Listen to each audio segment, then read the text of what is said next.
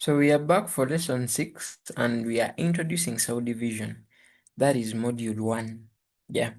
So the lesson targets are going to be very obvious. I'm going to first give you a roadmap of how cells divide and see how we can divide our lesson targets into two parts. That's if God wills. Okay. So this cell division has 3 parts if at all we are to understand it very well. Yeah. So the roadmap, of course, we are still covering inheritance. Yeah.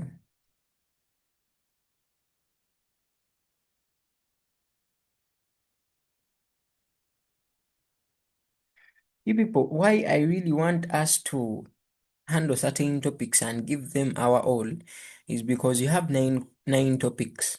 They are like the broad ones. It is very possible for your paper to come out and it's having 9 questions. That means if there is that one topic you're really sure of, you have that question sure. And remember, there are 9, you're not doing all. In the old curriculum, the questions were 6 of paper 2. What will stop those of new curriculum from being 9? It is very possible. You get it? That means if there are 9, you're doing like 4 or 5. So that means if there are those 4 to 5 topics. Anyway, let's wait for the official date.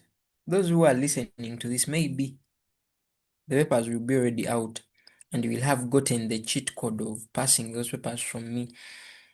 But I'm talking to the pioneers of the new curriculum.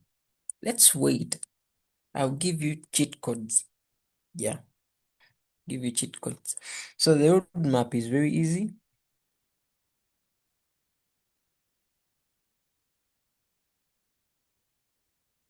So in cell division, it's better we resolve terms.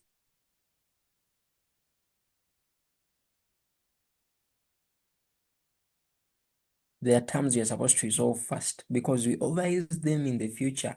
So when we resolve them earlier, that means we are going to be just doing things chap chap. Then there is what they call the cell cycle.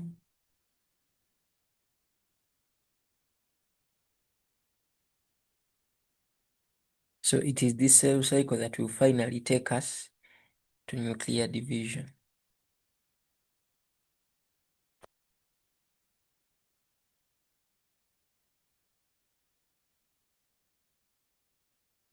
But I may not say nuclear division because we are not yet there. Let me just say how a cell divides.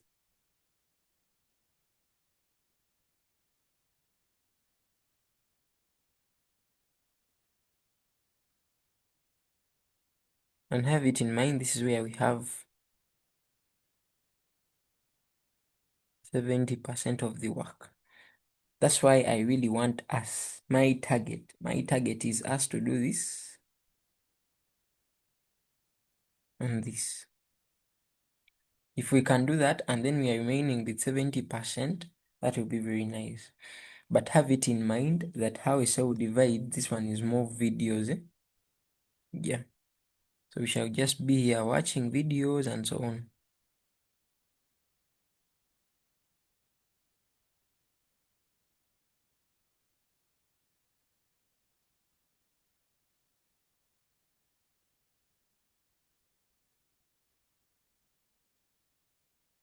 Okay. Now that is the simple roadmap. If we are done with that, then it will be very nice. So my targets for today,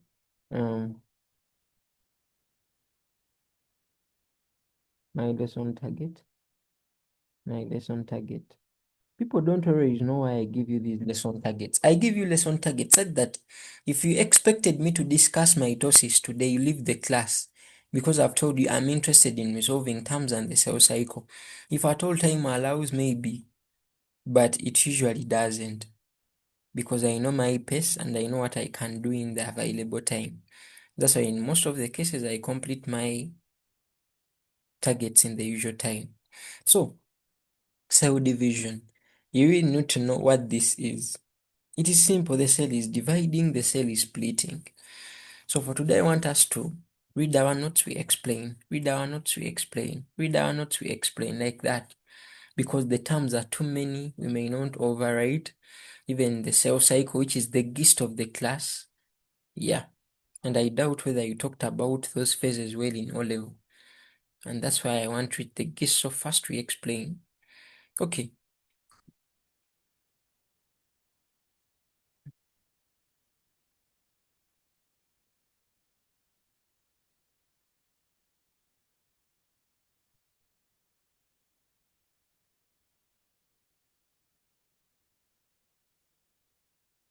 This is going to be my sketch page where I'm explaining everything from. Okay. Cell division. I like these notes. I don't know why, but I never give them out. Yeah. I'm a bit selfish. I love my notes. So cell division. Oh my god.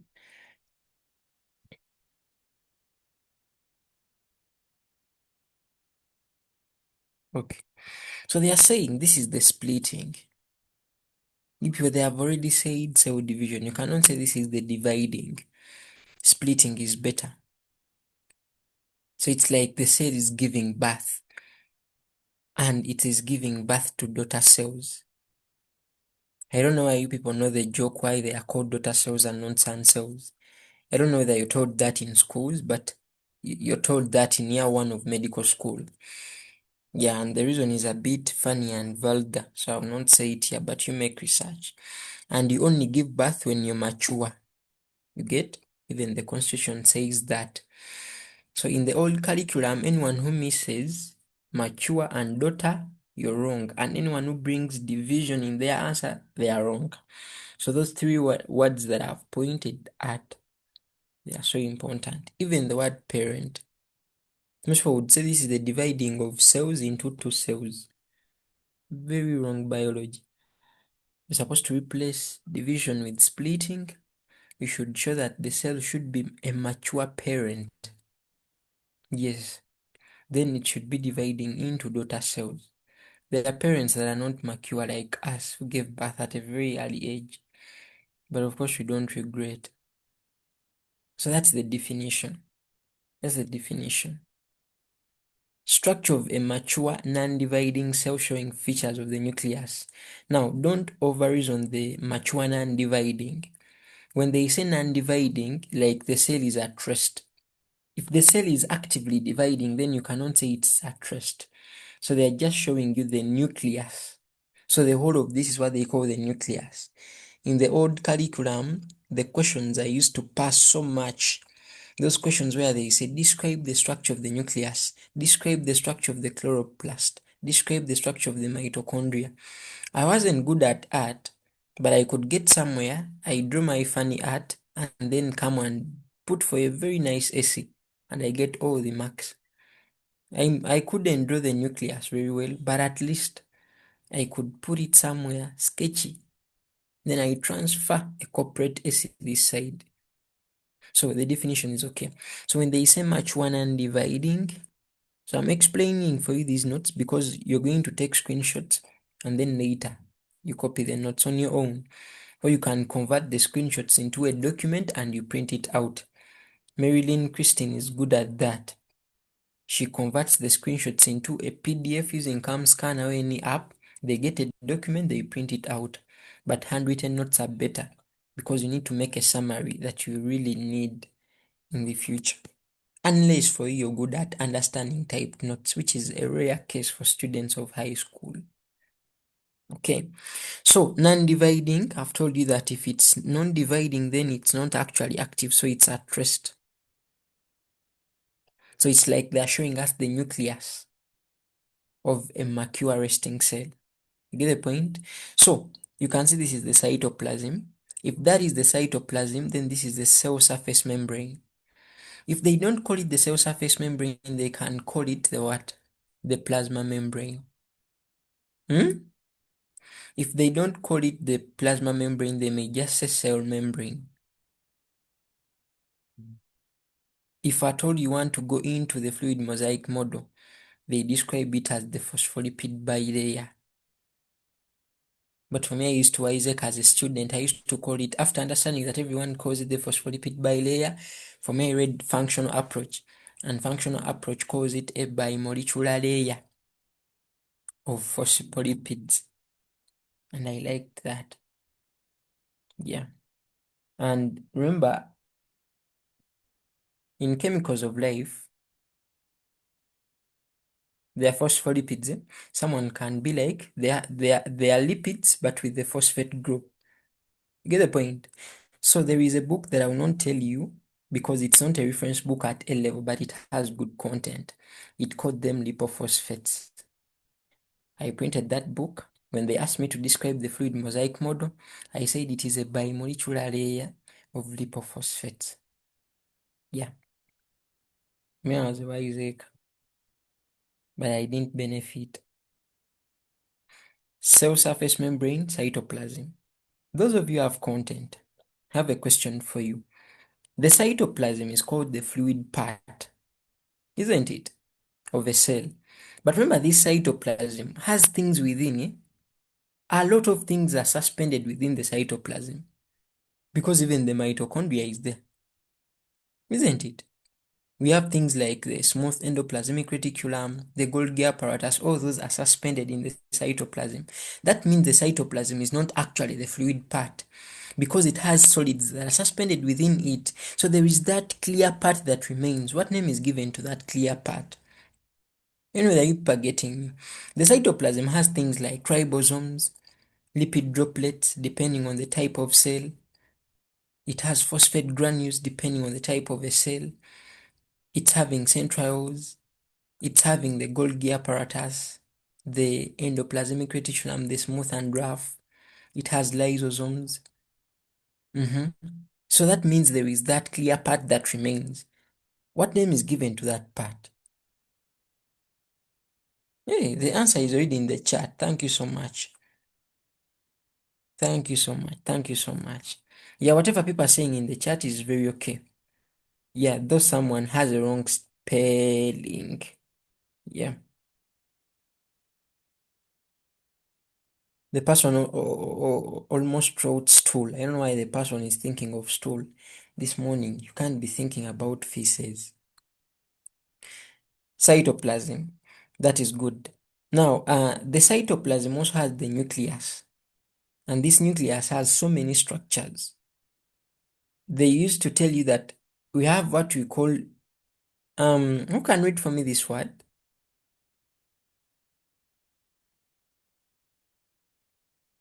I want a Muganda. Not in bad faith, because I love my tribe. Because we have those ones and we also have prokaryotes. So for today we are going to discuss biology so that you people learn something about the subject. I want favorite Muganda student, fellow Muganda. Personal. Yes, unmute. Person something.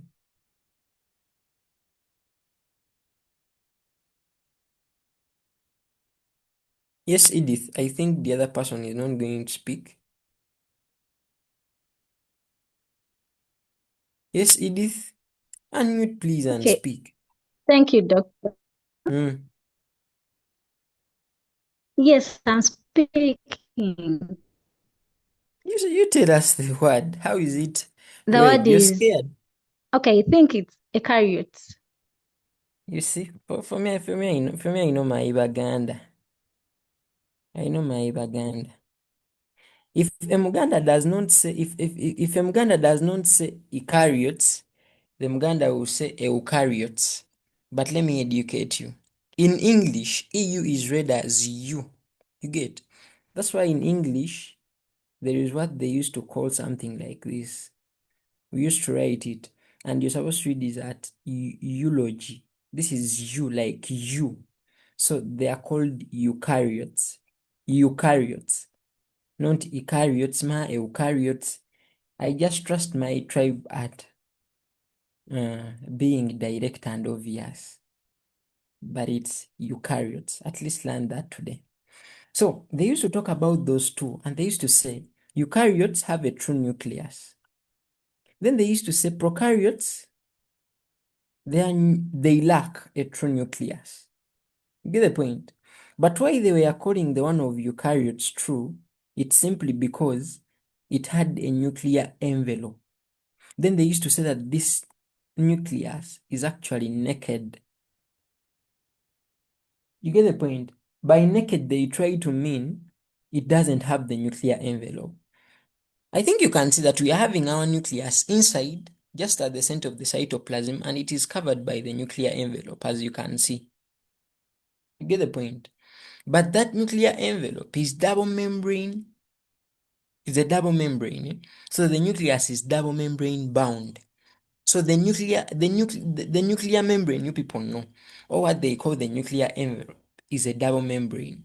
If I told you attended lessons of transcription, as the mRNA was squeezing itself through the pores, I don't know if people recall the structure I drew. I don't know if people recall the structure I drew, but it was like this. Then we say the mRNA will leave. Why I was drawing it like this, I was trying to show you those two membranes of the nuclear envelope. Yeah. So even when you're seeing it as a single line here, have it in mind it's a double what? It's a double membrane. So inside the nucleus still, there is this structure, the nucleolus. You people, what do you know about the nucleolus? Is there anything you know about the nucleolus? There is that special thing that is known about that nucleolus.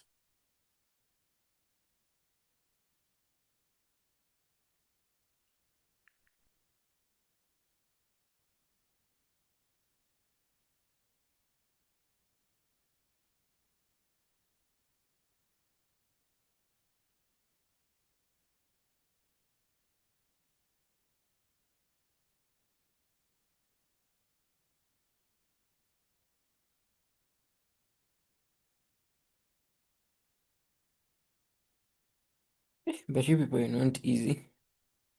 You people, you're not reading textbooks. And I talked about this actually when I was teaching you the forms of RNA. I told you the nucleolus is responsible for RNA synthesis. And RNA, or the ribosomal RNA, is important in the synthesis of ribosomes. And have it in mind, those subunits of the ribosomes you saw, the larger and the smaller, it is in the nucleolar region of the nucleolus that their assembling takes place. That information is in FA. That information is in FA, which is your reference textbook. So please take textbook serious. I feel so pissed off when I ask something simple and people don't respond. Okay, I've talked about the nucleolus. So have it in mind, it's already somewhere in the nucleus. Yeah. If this is the nucleus, like this, then it will be somewhere here. It always prefers the periphery and not the center, but it's always one. So if this is the nucleus, it can be somewhere here, the nucleolus. And it has what they call the nuclear region. Yeah. Okay, now inside the nucleus, there are these things they are called in chromatin threads, but I'm going to come to them later on. Because there is chromatin, there is chromatid, and there is chromosome. So we are going to see how those ones differ. So you first leave that. Just have it in mind. Okay, inside there is DNA. So have it in mind, those chromatin threads are the ones having DNA. But I'm going to explain it later. Then there is this thing. There are these structures that assume tightness on the nucleus. They always look for where it is and they come in pairs. And they are always at right angles.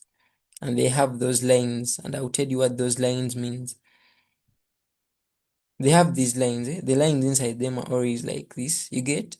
Even the other one comes. The lines are always like that. And I'll tell you in the future what they mean. But if you attended cytology, you know that that is the microtubular arrangement. Yeah, information from your reference textbooks. So they are always at right angles. I mean this angle of 90. You get? and they are always occurring in pairs. They are here. I don't know if this structure is clear. They are here. For them, they always look for the nucleus and they just want to be near it. Yeah, it's like they can't live without it, and they are called centrioles. They have the microtubules inside them. That's why they're in position to even produce the spindle fibers, as we are going to see. And they occur in pairs, and those and the twins are at right angles to each other. So that's the structure of a mature cell that is at rest. Get the point? Now we are going to handle the common terms. Now, let me see the common terms here. The first one was chromosome. Then the next, autosomes, heterosomes, chromatids. Okay, okay. It's okay. Let me first brief you a bit about those ones here on our sketch page. Then we do something. So you people, I taught you what they call, who can tell me the relationship between DNA and the gene? DNA and the gene, which one is the section of the other? DNA and the gene.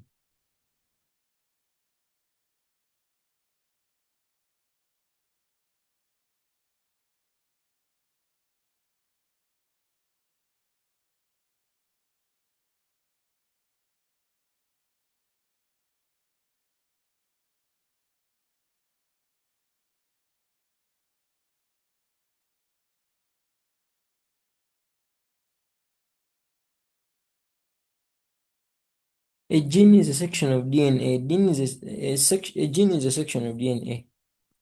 Gene is a section of DNA. Yeah, that's right. That's right. That's right. And that's one of the things you really need here. Now, I want you people to look at this. I want you people to look at this. Um, I want you to to watch the video of a chromosome. You just look at how it looks like. Yeah. Let me see.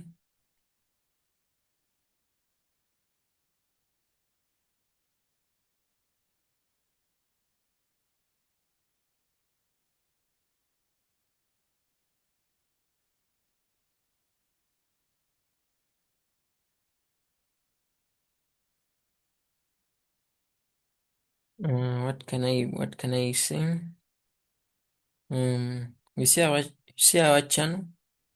I just wanted to show off uh, animation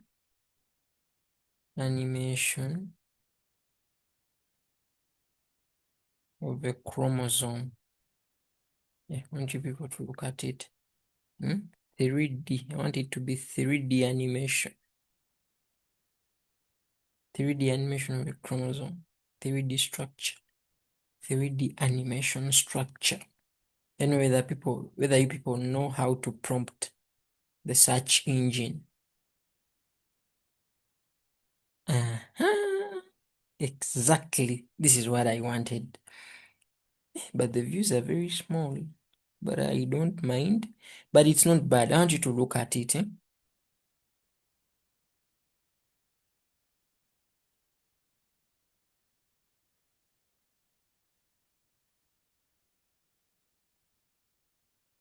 Chromosomes are found inside the nucleus of a cell. What is the structure of a chromosome? A chromosome is a long DNA molecule that coils around some special proteins in a highly organized pattern.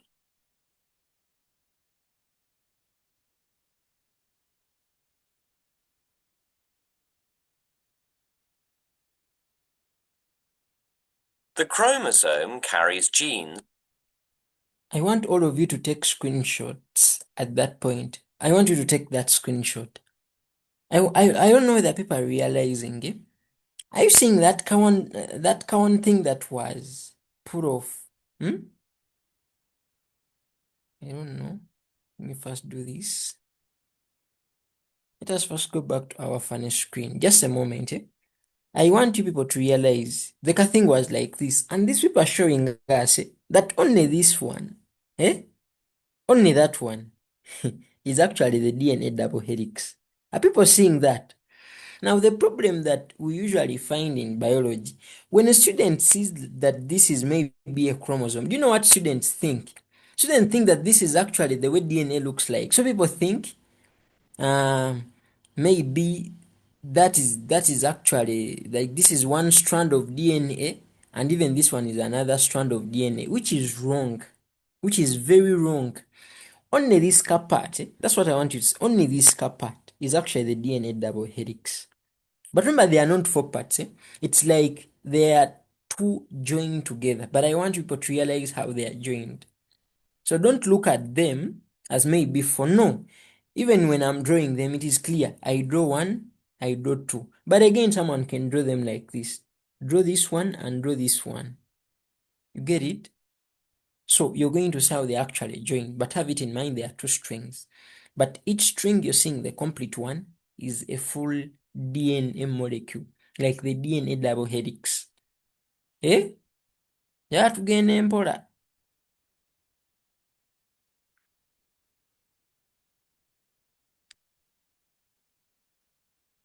Which are segments of the DNA molecule.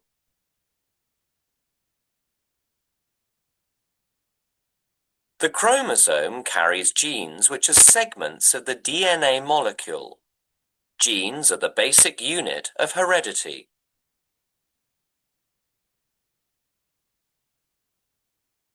Yeah, the video is done. I know if people have heard. Yeah, and that was very important. Yeah, think you people benefited. And that's really I wanted you to see, only that. We don't need to watch a lot to understand what I want you guys to understand.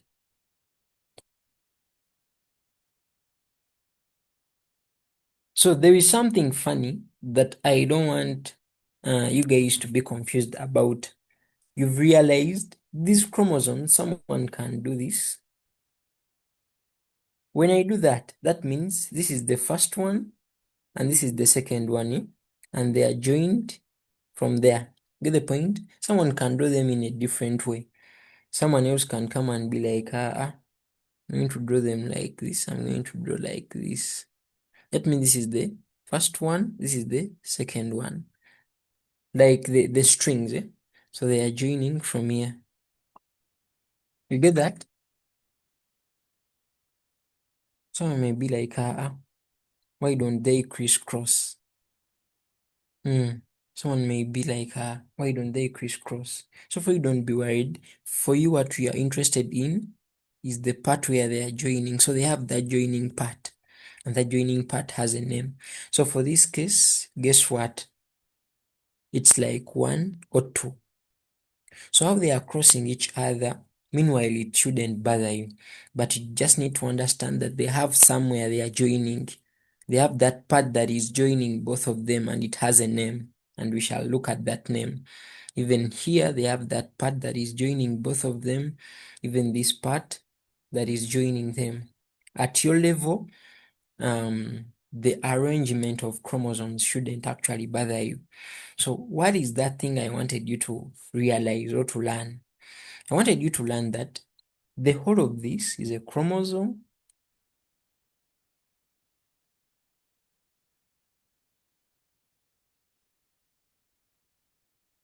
The whole of this is a chromosome.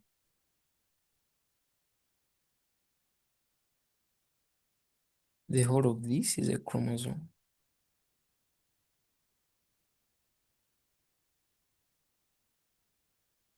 Now, when I take you back to our book, I want us to use, I saw a structure here.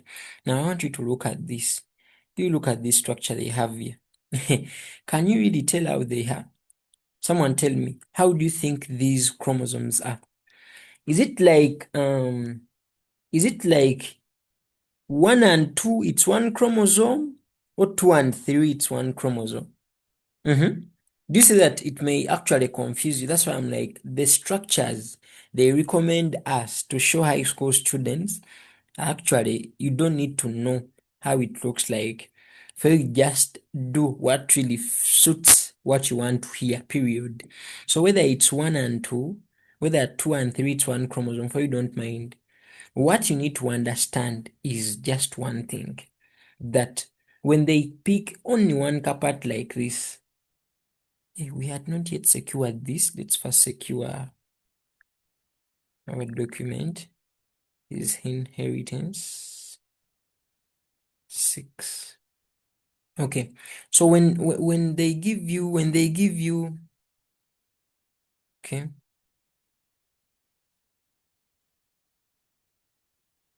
this is all you need to understand. This is all you need to understand, that what you're seeing here in red, this one, when I pick out that section, that is the DNA double helix. You saw that from the screenshot, eh? Someone should share that screenshot in the chat so that people look at it. It was the DNA double helix, sorry, not just helix. Double helix. This car thing, when they pull it out, it is the DNA double what? Helix. This thing, if they pull it out, it is the DNA double what? Double helix. That's the only thing I wanted you to realize. So remember, they are two. They're like two DNA molecules. So you need to understand that. That's the first thing to get. So meaning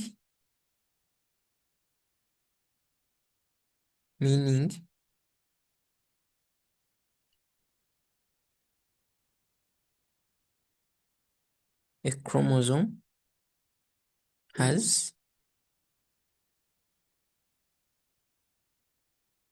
two DNA double helices. Now the confusion has started. I don't know. I want 20 people to raise up their hands. Only 20. If at all you have gotten this statement, just raise up your hand. I'll be counting them from here. 20 people who understand the fact that one chromosome is having two DNA double helices. Because we are saying that they can be two like this one and this one. But when they pick out this section, remember this section is the same as this section. Yeah, it's just like maybe we just don't want to say the whole of it, but it is one. So the whole of this is the DNA double helix. Even the whole of this is the DNA double helix.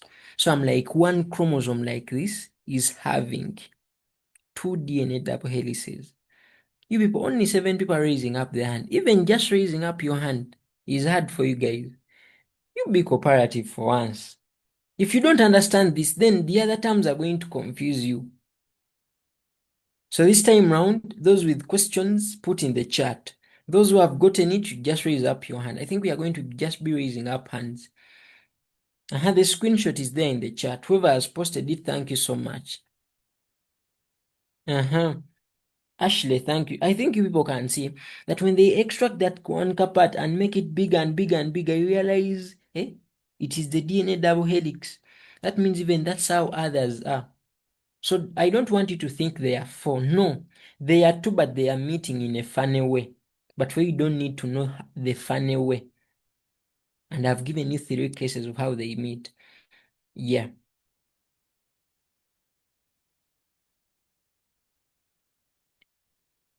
Okay.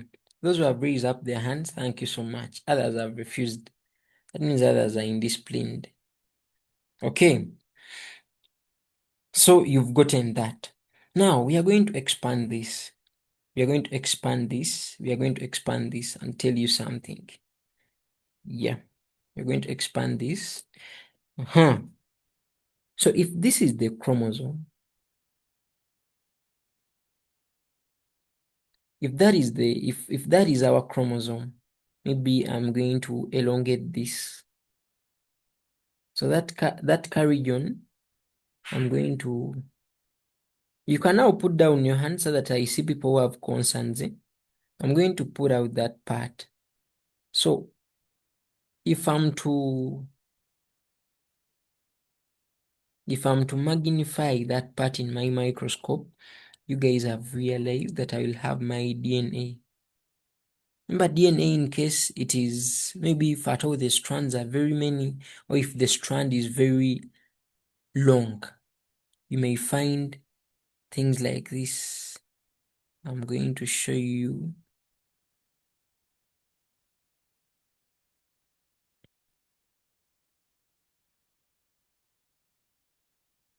So we are saying we are having the DNA double helix like that, yeah. But then remember, if the coiling is too much, there are points where a protein is going to come up. But don't mind about the protein, but you just listen to what I'm going to say. Along these DNA molecules, remember we are inside the cell, there is something like that.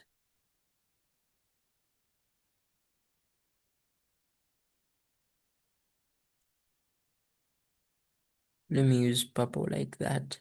So, as the DNA is maybe trying to make a complete structure, it meets those proteins. And what happens? It coils around it like this. You get? And then it can continue with its structure. You get the point? And then it can also meet it again. My structure is 2D, so don't mind it so much. Let me find it here.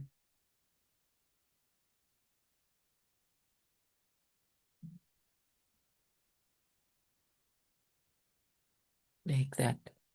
What have I said? That this DNA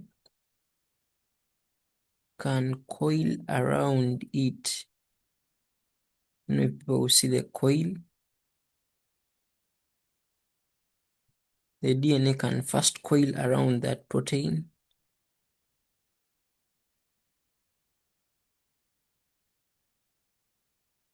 And then proceed. Even when it reaches this one, the coiling happens.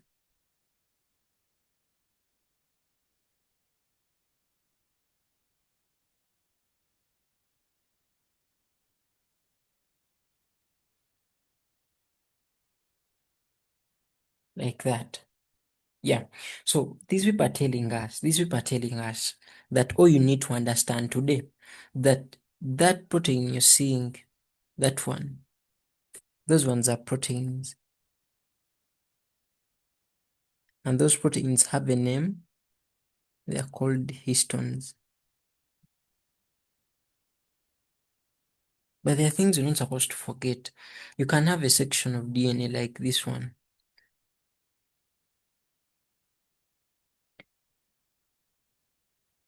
That is now a section of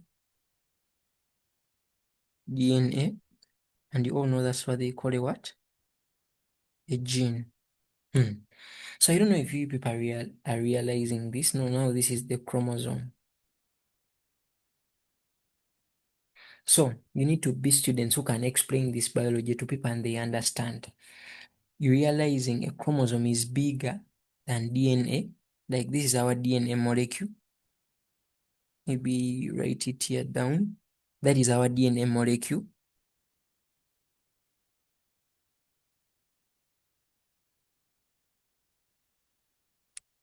So the chromosome is having two DNA molecules. Then one of the DNA molecules, each molecule can have sections which are called genes. So a chromosome is bigger than DNA and DNA is bigger than a gene. So that's something you need to learn. So all things we are going to be reading, they are going to be relating to this. Now, there is something I want you to learn. There's something I want you to learn this. The whole of this has a name.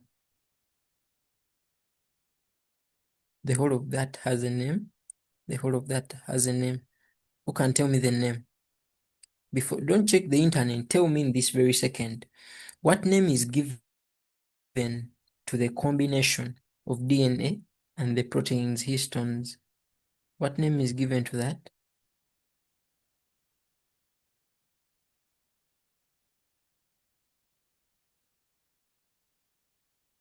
What name is given to that? No one is telling me. That means people are going to copy. It's called a nucleosome. Very common in the old curriculum in objectives. So you people should know The other time I told you about the nucleotide and the nucleoside. Now a nucleosome is here. They used to appear in the same question. Then you see people who don't read textbooks struggling. So the DNA and its histones, it's what they call the nucleosome. The other thing you need to know that it is DNA that coils around histones. So the DNA is the one that does what? Coils around the histones. Get the point? Yeah. Now, so far not so bad. So far not so bad. So if I told you to bring in some other thing,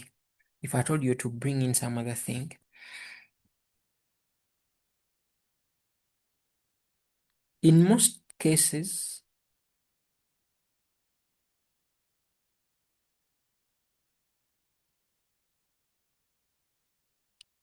you people have heard of cell division and you've heard of metaphase. But anyway, let's not talk about that. Let's not talk about that. But I don't know if people have seen what they call spindle fibers.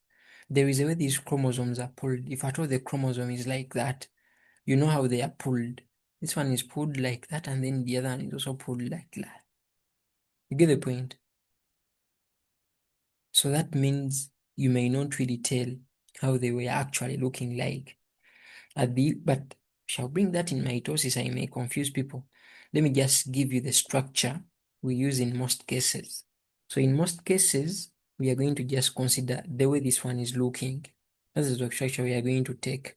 Yeah, that's what we are going to take because people may be confused and I don't want to confuse anyone. So in most cases, this is the structure we take. Remember, chromosomes are always like that, yeah? So we take it as 1 and 2. I don't know if people are getting me. I think I should use different colors, eh? In most cases, this is it. I think now the confusion is out. But in case they give you some other different structure, just know it is the same, yeah?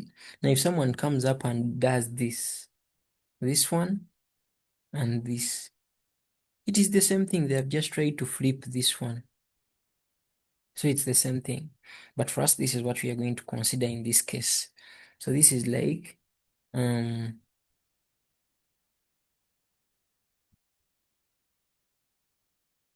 this is like the first DNA molecule.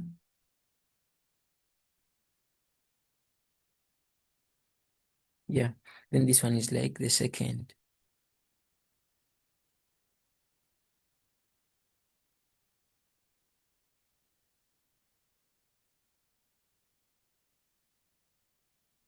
Yeah. I think that will work. That will work. Okay. Now you learn this. This one alone is what they call a chromatid.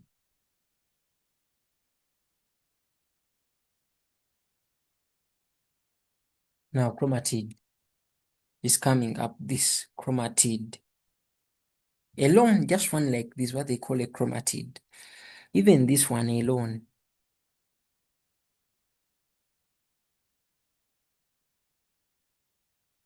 is what they call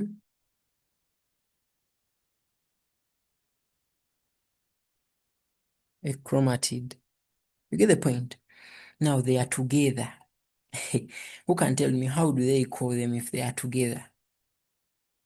If I told you a girl, let me tell you these people. If you are a girl from family X and you are a girl from family Y, both of you are girls. But if you're girls in the same family, how do they call you? How do they call you? How do they call you? Sisters. Thank you so much. I don't know. I told you at the beginning, in biology, they prefer sisters to brothers, they prefer daughters to sons. And there is a medical joke for that. Yeah. But you make research, I won't tell it to you. Yeah.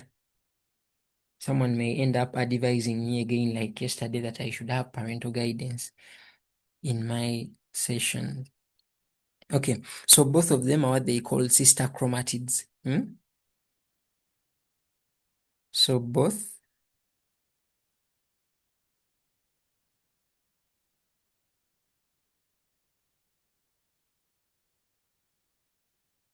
Because they are together. So they are sister chromatids. Yeah, yeah.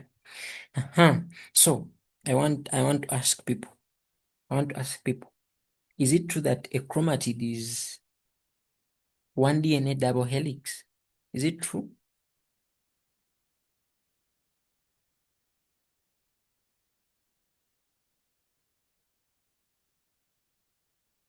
I think that is obvious. One chromatid, it's one DNA molecule, it's one DNA double helix. That is obvious. So we are moving. So trust me, by the time we start defining, you're not going to be disturbed. You're not going to be disturbed. Okay, now this is after the microscope. Yeah? Whatever you're seeing right now, it's before the microscope. Before the microscope. Okay.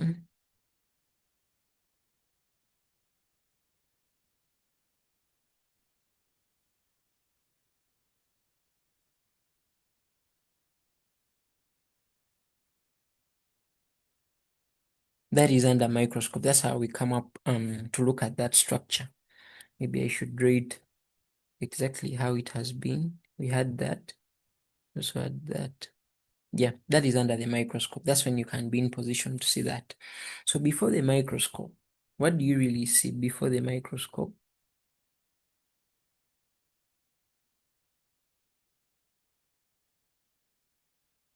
Before the microscope, what do we see? If you don't understand this today, you'll never understand. Before the microscope, what do you see? Before the microscope, we see this.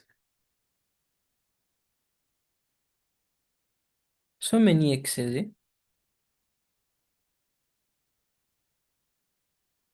I'm drawing XX. Like there are so many chromosomes, we shall even see their number. Sorry for those that have moved outside the nucleus, that is very bad. Do you see that? That's what we see. So in the end, there are so many X's, like so many chromosomes. So in the end, this is what people will see. In the end, this is what people will be seeing. Because of the many X's, people will be seeing that. Do you get? After the many X's, that's what people will be seeing. I know that people are getting me.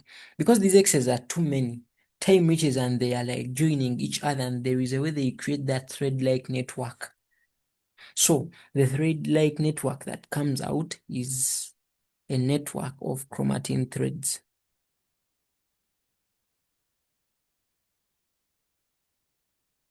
A network.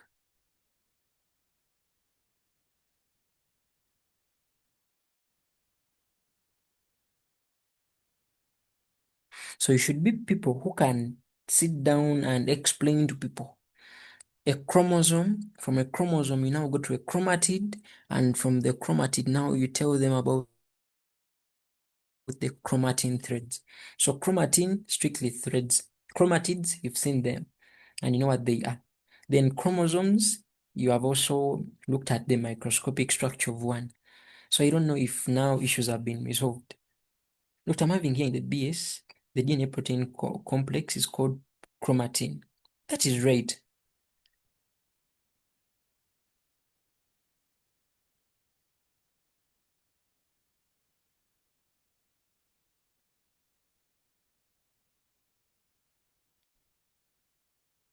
Someone in the chat is trying to advise me that, doctor, it's a biology class, just tell us.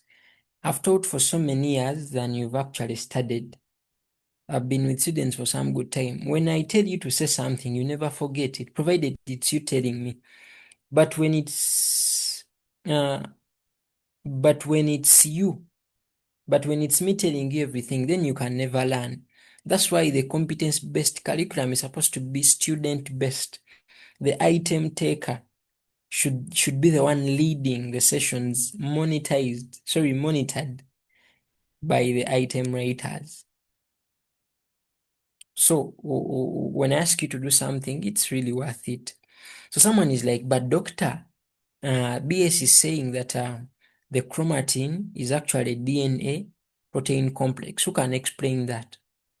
Who can explain that very well? I want someone who can connect that biology up to the DNA protein complex, but starting from the word chromatin. Who can do that for me? The answer is on that very page. Yes, Fahad, let me hope you're using the words I've said. If you're not using my words, then I'm going to abuse you.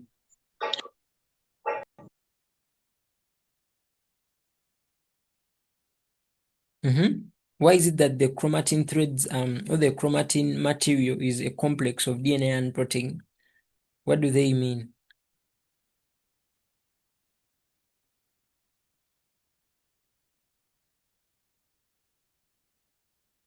The person has disappeared. Yes, Rebecca.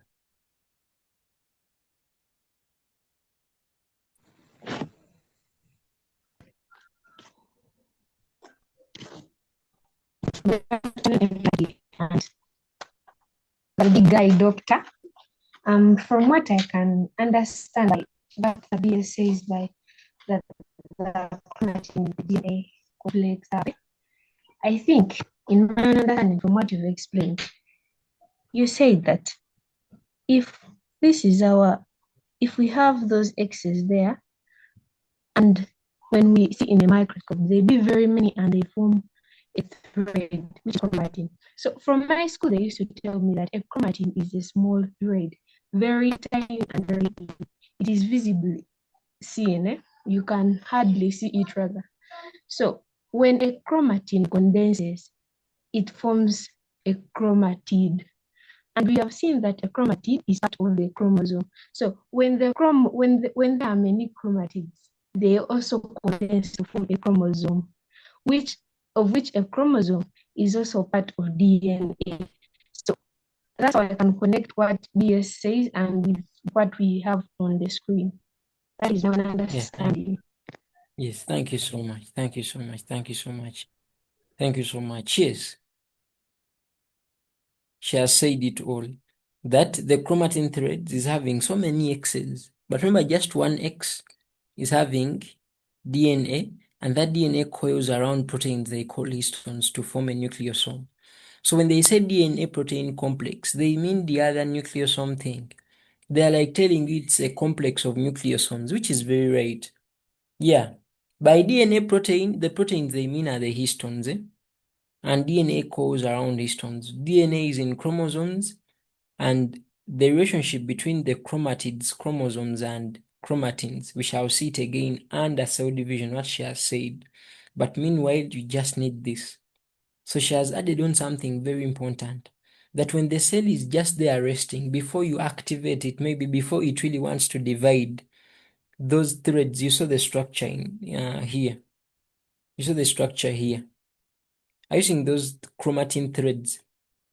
Just because this is a book, they have to show them. But under normal circumstances, you cannot see them. As she has said, they are very thin. You cannot see them. Not until when division is about to begin and they can really condense, and we shall see what happens in the videos. But you need to first understand what they are. So without this lesson, future lessons will give you a time. So make sure you understand those simple things. If something comes up and it's confusing, please, you ask immediately.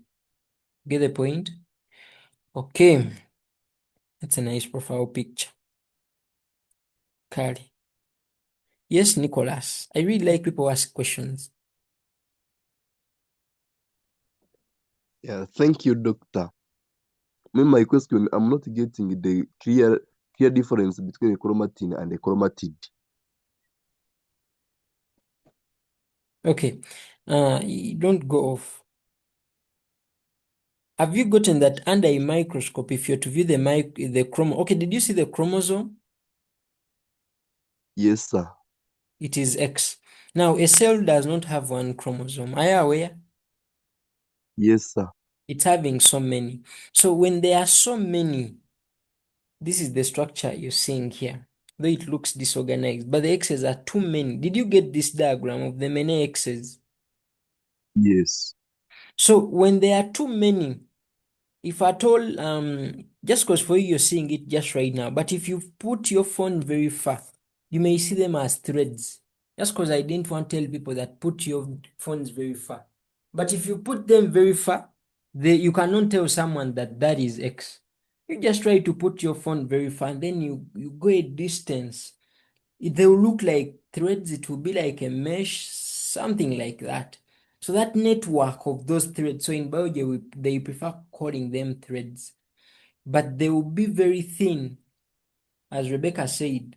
So they are just calling them chromatin threads, but also just have it in mind that, okay, they are bringing in the word chromatin so that because we cannot call them chromosomes, we cannot call them chromatids.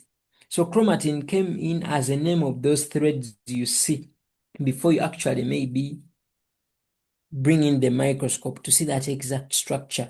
Even these ones are observed in a microscope, but I was talking of the exact structure of the chromosome, and before you actually see the structure of a single chromosome.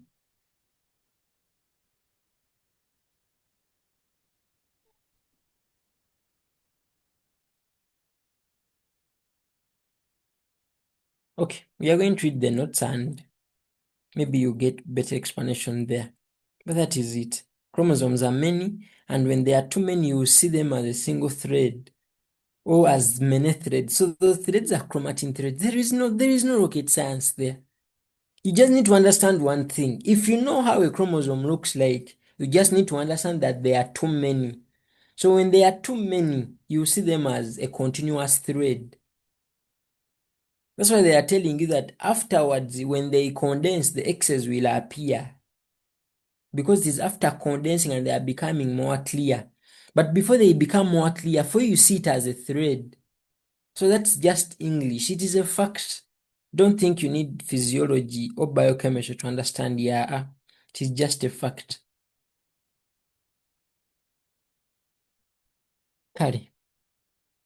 So, these chromosomes, you need to understand something about them. Those are the things we shall find them in our notes. I'm giving you an overview. Yeah, I'm giving you an overview. So,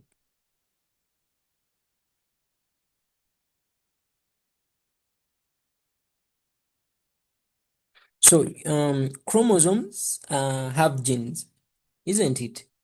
You need to know that.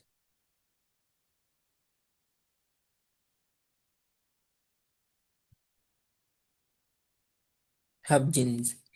You people, you have all realized that males and females, or a boy and a girl, they have so many things in common. All of them have eyes, all of them have ears, all of them have legs, all of them have feet, all of them have hands, they have the forearm, and so on. They have knees, they have chests, they have what, and so on. So the only thing that really differs, I want you to really understand this. The only thing that really separates males from females, it is usually related to sex. That's why they tell you that that one gender is male, the other one is female. So the male and female are the sexes. You get the point? And then the other thing that comes along, these people have different sex-related characteristics in that they're having different reproductive organs. The other females develop hips. These people, for the male, they don't. These ones, they may have okay, you know those things of secondary sex characteristics, eh? Those characteristics that are related to sex. So in these things of distinguishing between males and females, we have only one thing that separates them. It's the sex and the characteristics related to sex. That it is very hard for you to find a girl with a deep voice, though they exist it. But those are very few. In a population of maybe 1,000,000, you can find like 10. They are just abnormalities because they are part of evolution. What am I trying to mean? That even when we have genes, okay, chromosomes have genes, you saw that. Chromosomes have DNA and DNA has genes. Now, genes are going to be divided into two. They are going to be divided in genes that determine sex. So we are going to have sex as the only category. Okay, we are going to have genes that determine sex as their own category. Because these other body cells we all have. We all have nails, we all have hair, we all have, I don't know, we have everything. We have skin color, we have height, we have body size. That is normal for both sexes, but there are things that are never shared. You cannot find a male with breasts. It is hard for you to find a woman with mustache. Now, those are characteristics that are linked to sex. You cannot find a woman with a bald head. Very few. Something like that. But the few that are there, those are abnormalities. So when you see me putting aside genes that determine sex on one side and the rest on one side, please understand. Because the other things we all have, it's only sex and the characteristics linked to sex that are different. Okay, so chromosomes have genes, and we are going to divide these genes into two. The genes that determine sex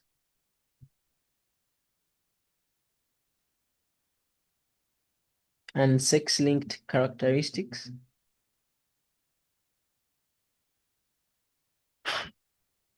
Sex-linked characteristics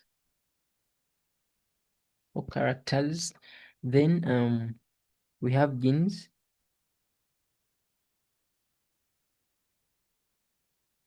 that determine other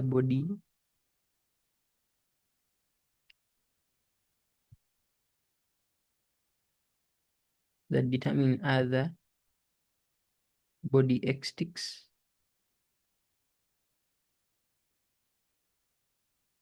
Apart from sex and the sex-linked characteristics. Do you get that?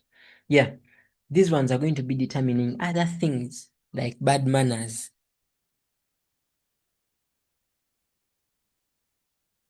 What are their names? That's where my interest is. You're going to come across these words in genetics. So, and in genetics, they will just use them the way they are. No one is going to explain to you. No one is going to explain to you. Trust me.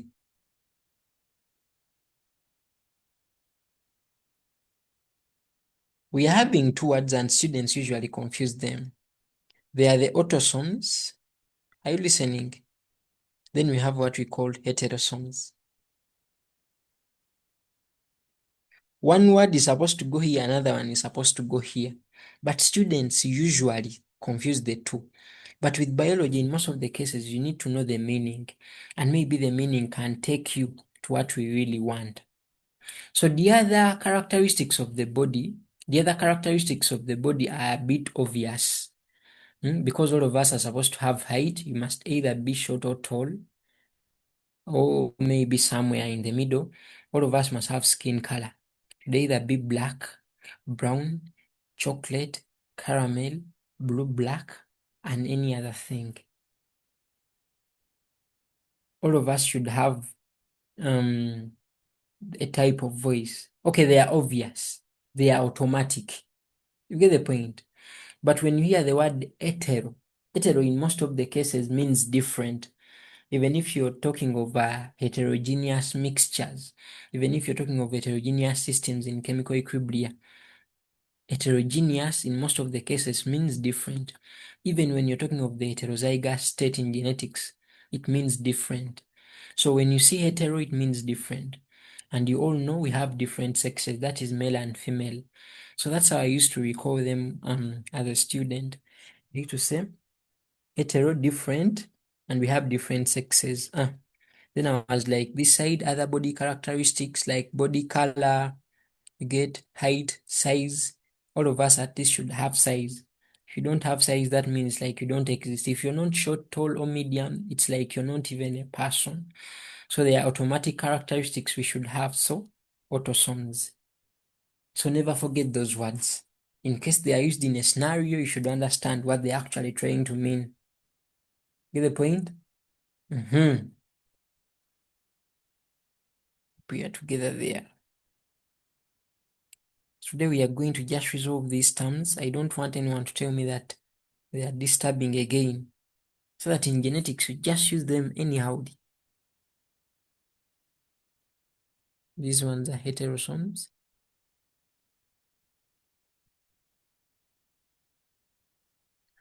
So my role is to give you the right biology. If I tell you heterosomes are the sex chromosomes, that is enough. If at all you didn't get my local explanation of how to memorize, then that's not my role. These are autosomes. So these ones can also be called the sex chromosomes.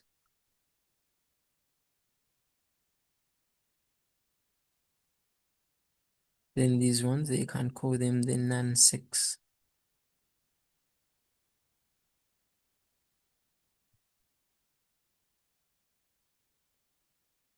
Principles and applications of biology.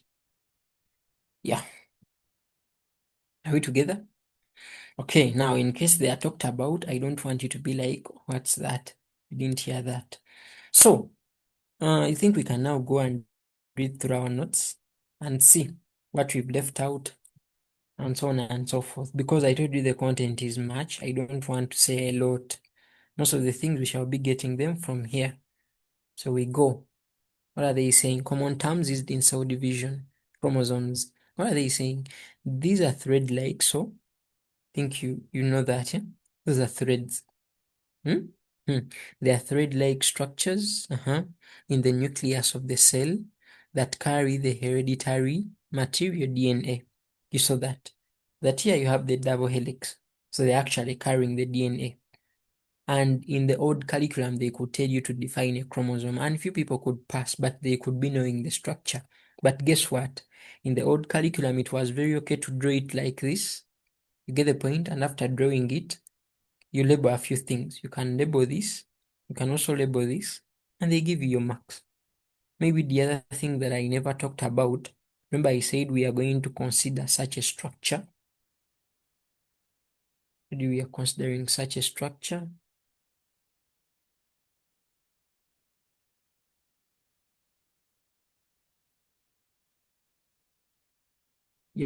Yeah. So this part where they join is called a centromere.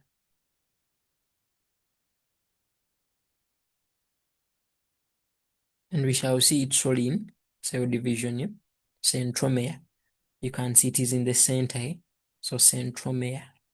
It's in the center. Centromere. Okay, what are they saying? What are they saying? They are saying that each chromosome contains proteins we call histones and DNA. Didn't you see that? Yeah. They are saying that the genes are the units of inheritance. Old curriculum, which one of the following are units of inheritance? Genes, DNA, chromosomes, nucleus. They are the genes. You get? Because genes are sections of DNA that control certain characteristics. So they are the ones responsible for the what? For inheritance, because they even carry the genetic code. If you recall from previous classes. Yes, Fahad?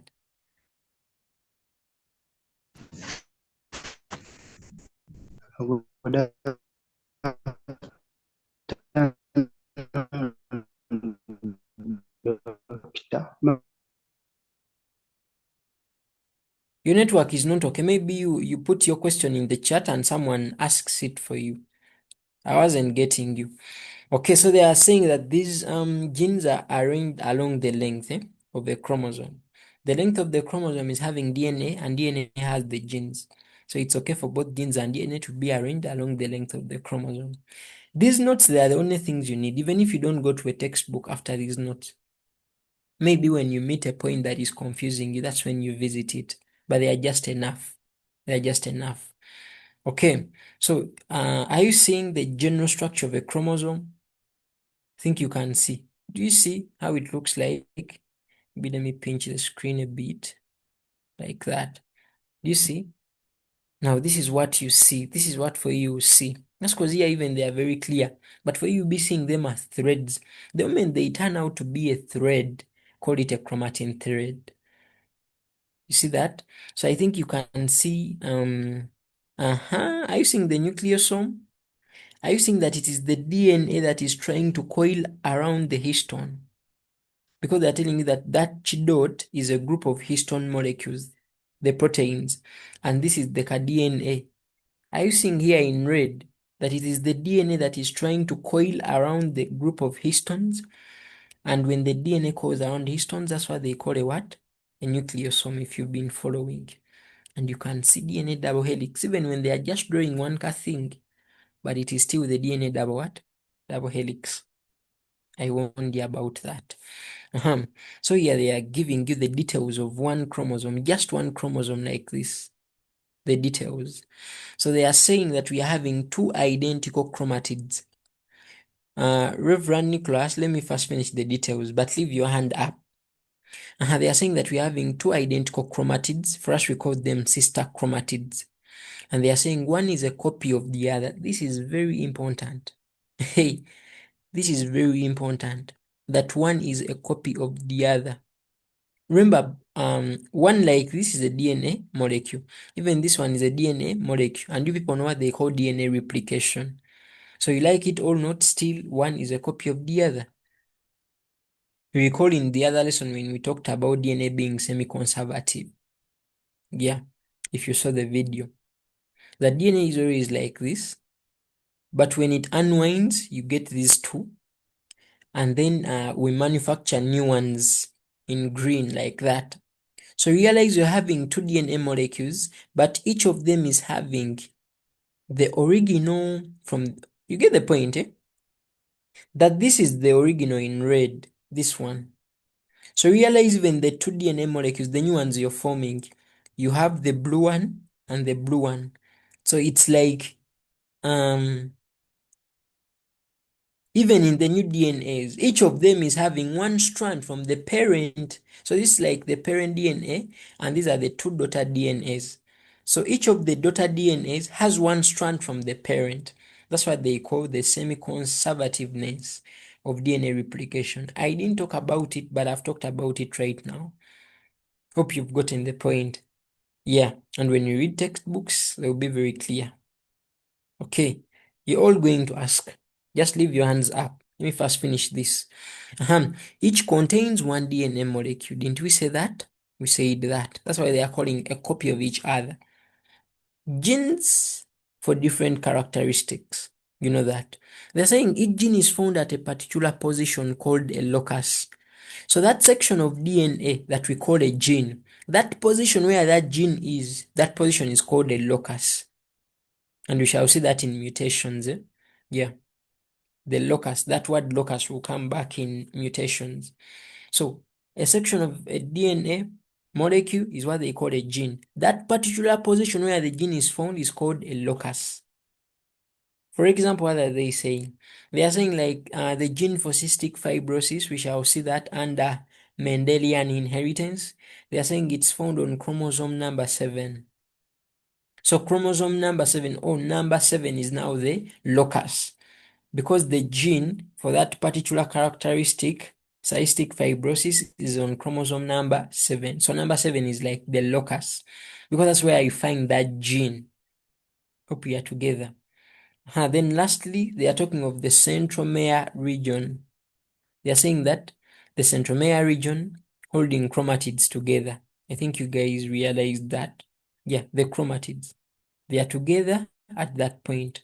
And they are saying this is a non-staining region. Yeah, and staining techniques are part of your syllabus, unfortunately. So we shall see this, mostly it is in histology, where we talk about staining. But when they say non-staining, this is what they mean. You people, when I get, this is sodium hydroxide. Okay, when I get an acid and I put a blue litmus paper, like blue litmus paper, you people know very well that the blue litmus paper will turn red because this is an acid. So we say that the acid stains a blue litmus paper red. Do you understand the meaning of staining? Yeah. So staining is that change of color that we notice in different experiments of science, though it's usually on organisms. But I'm just giving you something synonymous to staining.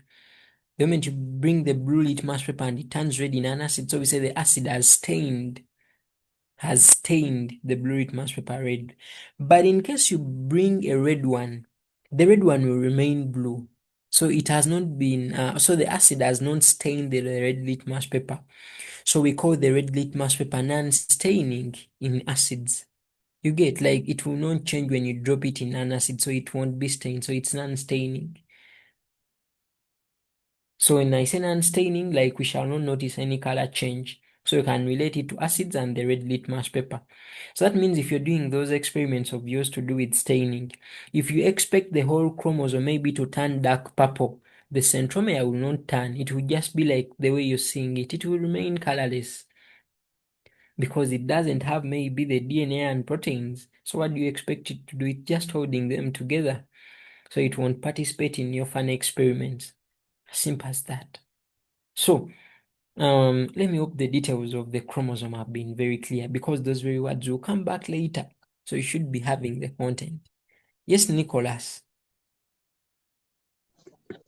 Okay, thank you, Doctor, for the opportunity. I would like to know, is it only one strand of DNA that coil is around the histone, or it's all of the two strands that coil around the histone? You see, the DNA is the double helix, eh? But they are showing it as just one thing like this. I don't know whether you're getting me. What is confusing you, for you want the content you have to resemble what you're seeing, but it cannot happen.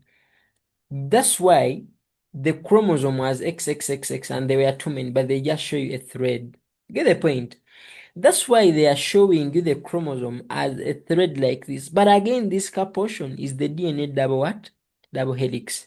So for you, what you need to understand, or my advice to you should be that when are you seeing how they are labeling this? They are labeling it as DNA double helix. So Yeah. how this thing actually is in actual sense, it's like this. Or what you're really supposed to know. Assuming this is the chromosome like that, the X. If I make it bigger, it may be like this. Are you seeing? Yes, sir. Now the nucleosome is here.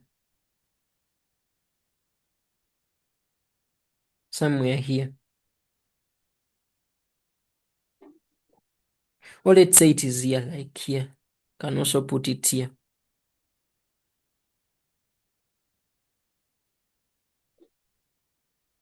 Now, what happens is that, remember this one is now the DNA double helix, you all know. Now it is that line that comes and coils around it, and then it continues.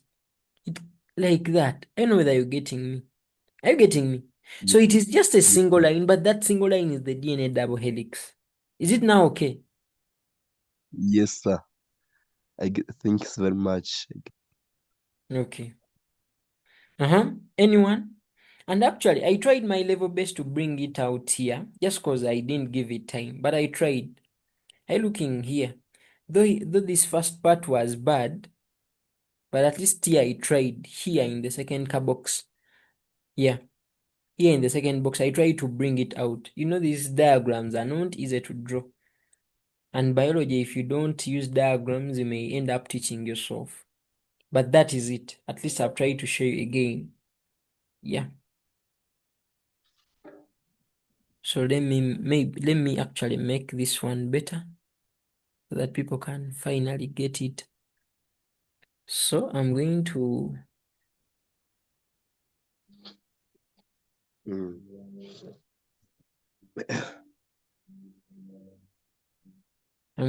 put my stone here.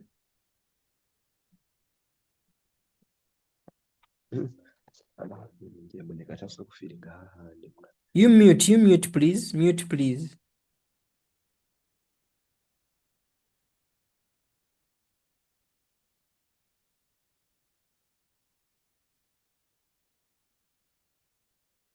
Yeah, let me put it there. And maybe someone can see maybe how. So I think will be very clear. Maybe now I've answered you. I think you can now see that those proteins in purple are the ones they call histones. Yeah, and then the DNA double helix tries to coil around them. Yeah, and so what you're seeing there, the DNA and the protein is what they call the nucleosome. I think that will be better. Yes, Fad. Yes, my question is that what is the importance of those histone? Because in prokaryotes they are absent. Yes, we shall Because see that when the right time. We shall see that when the right time comes. okay. That's why they tell you that in eukaryotes we have the histones, but in prokaryotes they tell you that the DNA is naked. They tell you that it has naked DNA because it doesn't have the what? The histones. And it's also just there loitering around in the cytoplasm, but we shall see that at the right time. Hope your questions are done, people.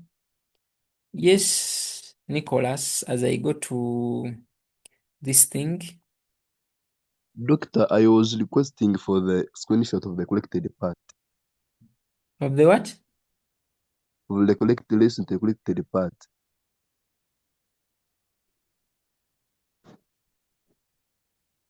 You mean this one?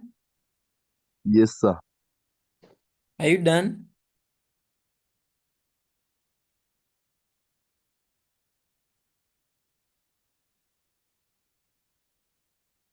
Okay.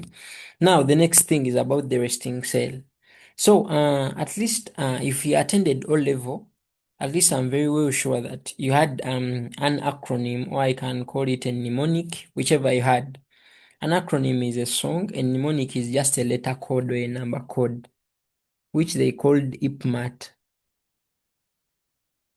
IPMAT, which we shall talk about so much in module 2 of cell division, where this one was interphase, this one was prophase, metaphase, anaphase, and telophase. And they told you that it is during the interphase where this cell is resting. You get? So you should be knowing that. So they are telling you that in a resting cell that is undergoing the first stage of cell division, which is interphase, is actually the first stage of the cell cycle. But anyway, that's not so important at your level. Interphase, eh? You all know that. The cell is resetting. So what are they adding on? They are saying that chromosomes are not clear, and Rebecca told us that. They are not clear. Okay, they are not clear like the way they are supposed to be realized, the X's. They are not like that. We don't see them like that.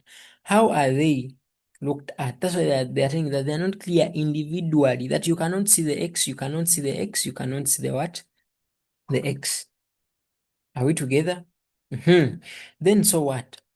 Why is it like that? Because they are loosely coiled, long, and appear as thin threads that spread throughout the nucleus. I think that's what we said from this diagram. Like they are thin, they are long, they are like spread out all over the nucleus, and they are loosely coiled.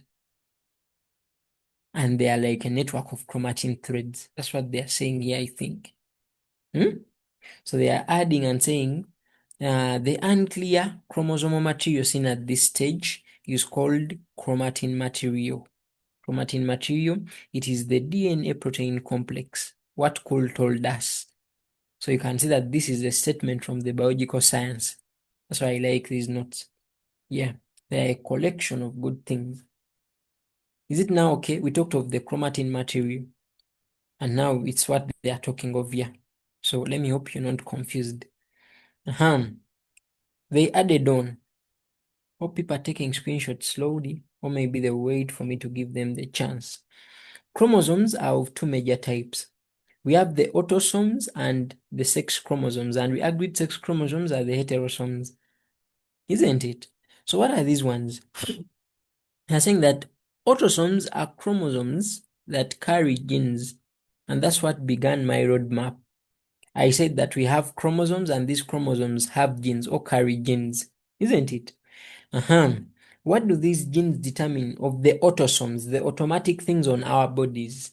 That's why there are so many. That's why there are like so many characteristics of an organism other than sex. Now, me, I gave you more content and told you, and also the sex-linked characters or characteristics or traits, whatever. So for autosomes, there are chromosomes, that is one, and chromosomes have genes or carry genes. For autosomes, there are so many characteristics, provided it's not sex. Then what of the sex chromosomes, the heterosomes? These ones are also chromosomes, and they also carry genes, but these ones only determine sex phenotypes. And we are going to see what this thing is really. And before I go to the chromatids, allow me talk about it briefly. Briefly. So briefly about these chromosomes, there is a fact you need to understand. There is a fact I need you to understand. A normal human cell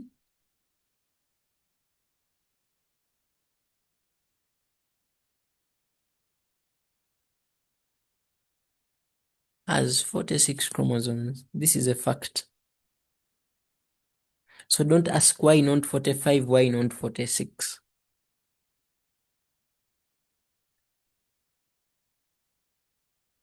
It is a fact.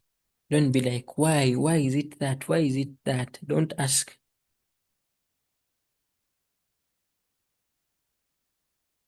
The moment you blink like this, you're gone. You're gone. The moment you do that mistake and blink, you're gone. Now, there are things we are going to add on. These conditions really disturb a lot of people because after this, we are going to go to the diploid and haploid. And that's also another problem that really disturbs people. Yeah. But I'm saying that a normal human cell is having 46 chromosomes. Now, what are you supposed to understand? The 46 chromosomes are divided. Or before we even divide them, we are going to say they occur in pairs.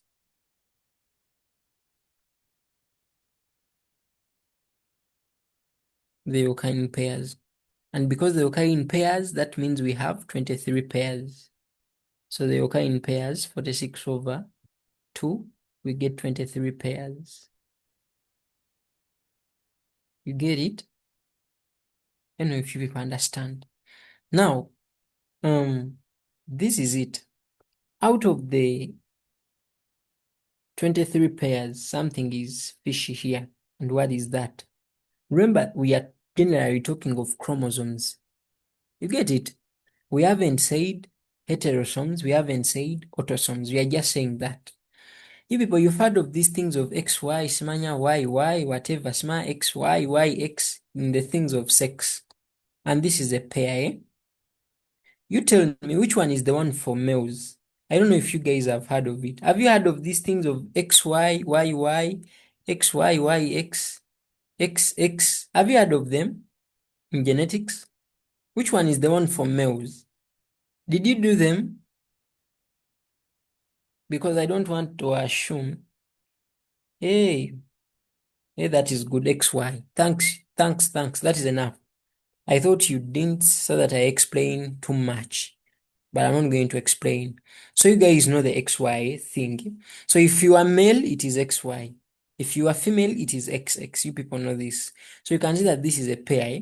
That's why we're like these chromosomes occur in pair. As if you can see when this one is a pair, this one is a pair. What does that mean? That means the X alone is a chromosome, even Y alone is a chromosome. And if you recall, they used to call them X chromosome, Y chromosome. Because you're dealing with a human being whose chromosomes actually they occur in what? In pairs. But remember, you are a male and you are XY. That means you have one pair. That means we're having one pair of heterosomes, or what we call sex chromosomes. This is something that is really going to confuse you. But I pray to God that you understand. I know whether people are getting me. A normal cell is having 46 what? Chromosomes. Are you listening? But these chromosomes are supposed to occur in pairs. Just like the way you see the X and Y chromosomes, they should be in a pair for you to say that it is a male. The X and X should be in a pair for you to say that that's a female. So you guys get the pairing part. But because you're male, you just need one XY. You just need one XY for us to confirm that you're really a male, and we just need one pair of XX for us to conclude that you are a female. So you need only one pair of sex chromosomes. We don't need so many XYs for us to confirm. But remember, we are talking of per cell. This is per cell and you have so many cells. So don't think your body has only 46 chromosomes. No. Your body has 46 chromosomes per cell. And we are going to see which types of cells when we reach haploid and diploid. First, understand this.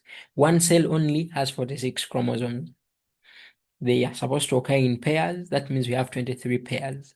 But since we just need one pair, XY, one pair, XX, to determine gender, that means out of the 23 pairs of chromosomes, one pair is for heterosomes. Because chromosomes are divided into heterosomes and autosomes. So the balance, which balance is 22 pairs? Which balance is 22 pairs? It's for autosomes.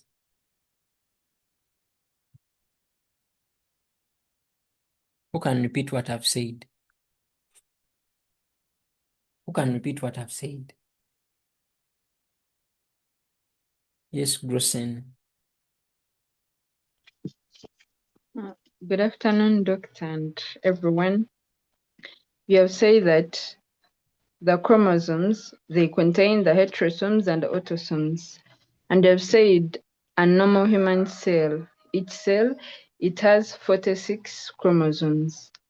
Now, you have said that a half of the 46, that's 23. Now, on 23, one pair of the chromosomes is like consists of the heterosomes, and then there are 22 pairs. The rest 22 pairs are the autosomes. Yeah. Exactly. Thank you so much. So the one pair is just there to determine sex.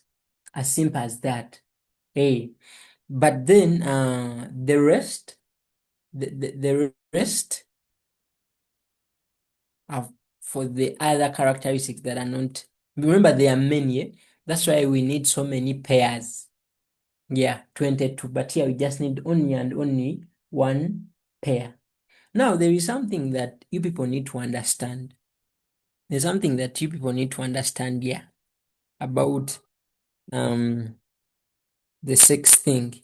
So when you have XY, that means you're a male, isn't it? Are you following? And if you're having XX, that means you're a female. But then remember, for you are a person. You are a person.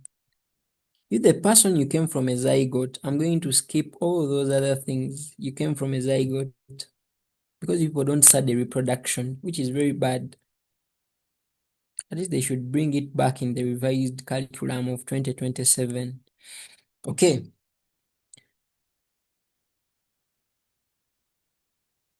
Zygote.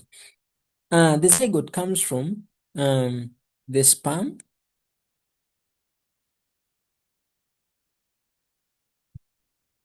and the ovum. I don't know if people know those things.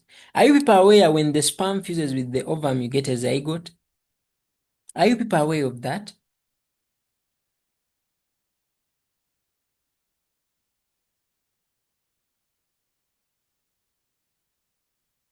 People, no bad manners. The only thing, this is the first thing I've asked and you all don't know.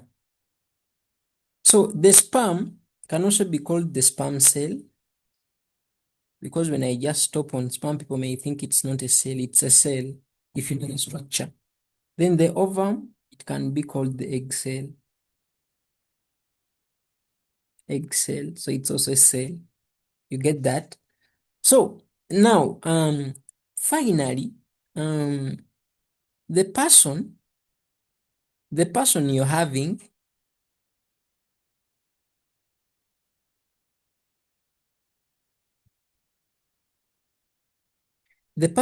can be male. The person you're having can either be male or satanic. And we have said male is XY. Satanic XX. That's what we have said. That means the zygote that became the person was also either of the two. You get? So that means it is the same case for the zygote. So the zygote at one point it was also XY, then XX. Something like that. That means for you to get the X, The sperm brought one of the letters and also the egg brought something. I don't know whether you are getting what I want to bring out. For you to get the XY, so you cannot tell me that maybe you cannot say that the sperm was also XY, because some people used to say, since the sperm is coming from a male, then the sperm is also XY, and since the ovum is from the female, it is XX, which is wrong. Because now when these ones come together, you will end up with triple XY. Now what is this? This is wrong. That means the sperm is having only one character. Even the egg cell is having only one character. And that's what I really want to know. Yeah, which one is having the X? Which one is having the Y? Like, can the sperm have X? Can it have Y? Or both? Or any of the two? What of the ovum? Is it the one with X? Is it the one that carries Y? Or it carries both? Or it carries any? Let's hear from Jocelyn. Thank you so much, Doctor. What I remember is that the male sperms, okay, the sperms, they have either X or Y, and then the female one only carries X. So the male sperms, some of them, if a chance comes and an X one meets with the initial X from the female, that's when they make XY or XX. Yeah. Oh, thank you so much. Thank you so much. Yeah, I think she has given us the content. Yeah. So for this, for the sperm cell, have it in mind that it has either X or Y. You get, for it carries the X or Y chromosome.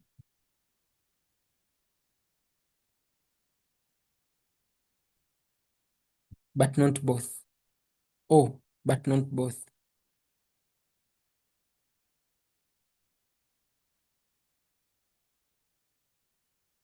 Then when we go to the egg, has X only. Yeah. Otherwise, it is abnormal. The moment the sperm is having, you know the structure of the sperm cell. It's having the tail, it's having its neck, and then it's having the head, like that. But that's because people don't study reproduction. So you're saying such a sperm is supposed to have X or Y, but not both. The moment it's having anything different, then it will be abnormal. Those are the abnormal sperms that you find with a very big head, with a very big tail, but again the head is just like that. Those abnormal heads, they are in principles and applications of biology. They drew one diagram of the abnormal sperm. The very big head. It had two Y chromosomes, abnormal. If at all the egg cell is having two X chromosomes, it will be abnormal. If at all it's having the Y chromosome, we shall see actually what happens in evolution when we reach those things of polyploidy, euploidy, aneuploidy. So many stuff there that is interesting, but we shall see. Yeah. So someone may be like, she has explained well. When do we get a female? When the X from the sperm interacts with the X from the egg cell, you get a female. So it's the sperm cell that actually determines gender. Why? The egg cell is just there to deliver the X. So in case the sperm cell delivers X, you get a female. In case it delivers Y, you get a male. Delivers X, you get a female. But that will be looked at the right time. Right now, there is something I really wanted you to look at. So, since we are saying that they never have both, they never have, someone tell me, the sperm cell and the ovum cell or the egg cell, they have a name. What name is given to those two cells? The general name for those two, how do we call them? You tell me in the chat.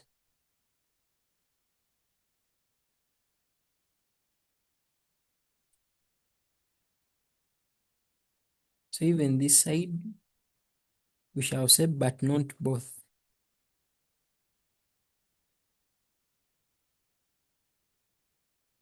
but not both. Yeah, you people told me these terms are disturbing, so you're supposed to give them time. Gametes. Hope people know the right statement.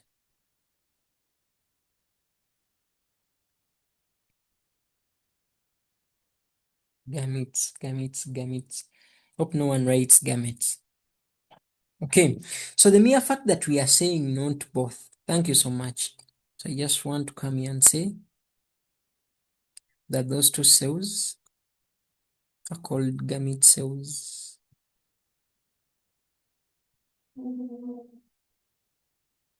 Gamete cells, yeah, gamete cells. So the mere fact that we are saying that we cannot have both X and Y, that we only and only have X, that is enough evidence for us to say that gamete cells have unpaired. This used to come in multiple choice questions of the old curriculum. Gametes have unpaired heterosomes. You get it? Yeah, they have unpaired heterosomes. You guys have realized that the sperm cell is only having X or Y, but it can't have both. So when it's having X alone, the X is unpaired. When it's having Y alone, it's unpaired. Because as a pair, we expect XY, but this is for the zygote that develops into the person. You get the point? But remember, birds of a feather flock together. And let me tell you this, people. If at all we are coming up with a person, I want you to tell me the fact. If at all we are coming up with a person, which person has 46 chromosomes? 46 chromosomes, of course, per cell. But this is the person. So that means even the zygote had what? 56, because the zygote just develops into the person. So my question is, do you mean, do you want to tell me that the sperm cell is also having 46? Do you want to tell me that the sperm cell is also having 20 to 46? You either tell me yes or you tell me that. No, but when you tell me no, you tell me how many? How many? How many chromosomes? I want to know how many chromosomes are for the ovum cell and how many chromosomes are for the sperm cell. That's what I want to know.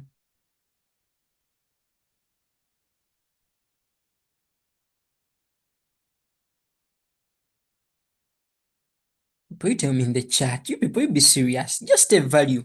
We are coming up with a zygote with 46, but the zygote is coming from the sperm and ovum. Like, if it's having 46, then how many do we have this side? 23. You people, you're not cooperative.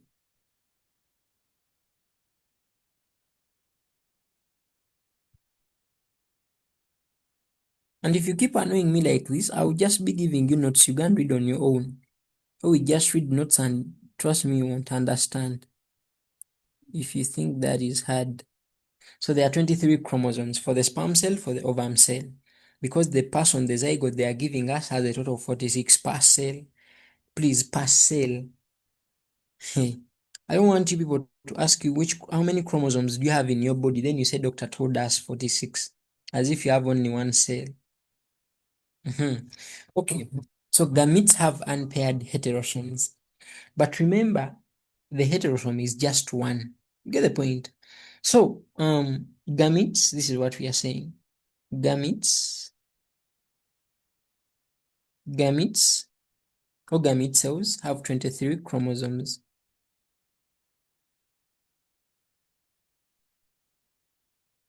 But remember, if it's the sperm, it will have X or Y. If it's the ovum cell, it will have only X. That means out of those 23 chromosomes, only, this is what I want. We are talking of 23 chromosomes per gamete cell.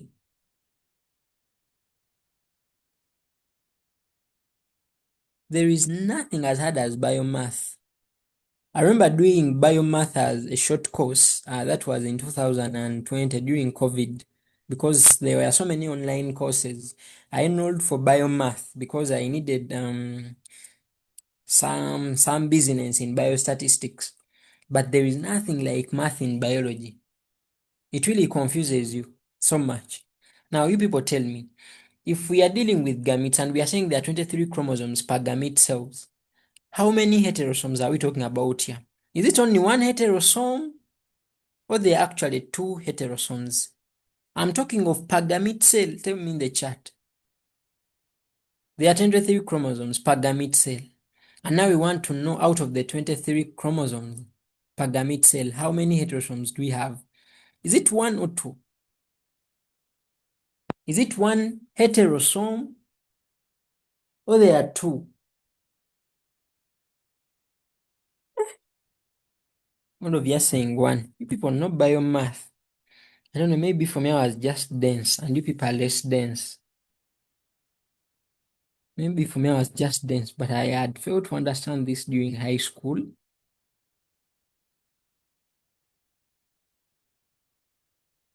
One heterosome, that is good. Then 22 autosomes. I'm leaving out the most important word. Of course, there are 23. So if one is the autosome, the other 22 are autosomes. The most important word here is the word unpaired. The moment you miss unpaired, you're not a biology student. You're just a mediocre.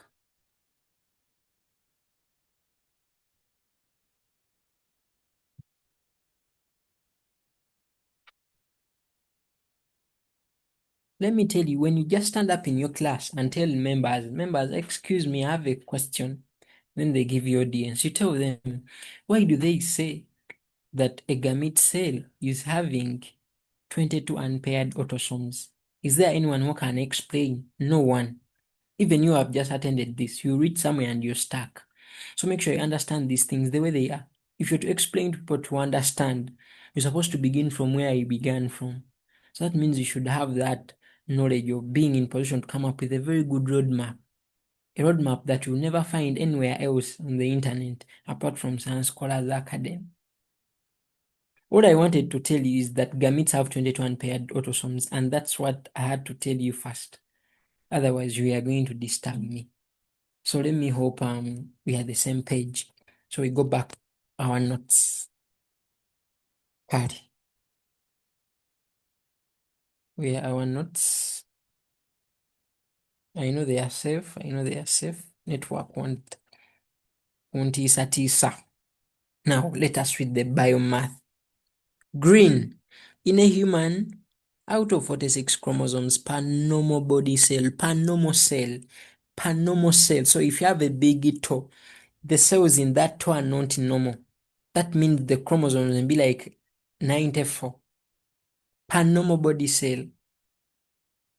Per normal body cell. Normal. I also mentioned it. There are 44 autosomes. I think we talked about that. Don't forget the calculation. The calculation was very obvious here. Do you see the 22 pairs of autosomes? Okay, let me ask people. Are you aware that 22 pairs is the same as 44 autosomes? If I said 22 pairs, it's 22 times 2, which is 44 autosomes. Then if I say one pair of sex chromosomes, because you're a human being, there are two, but the two make a pair.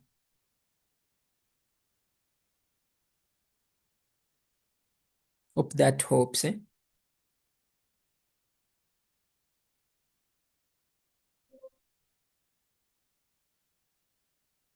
Okay.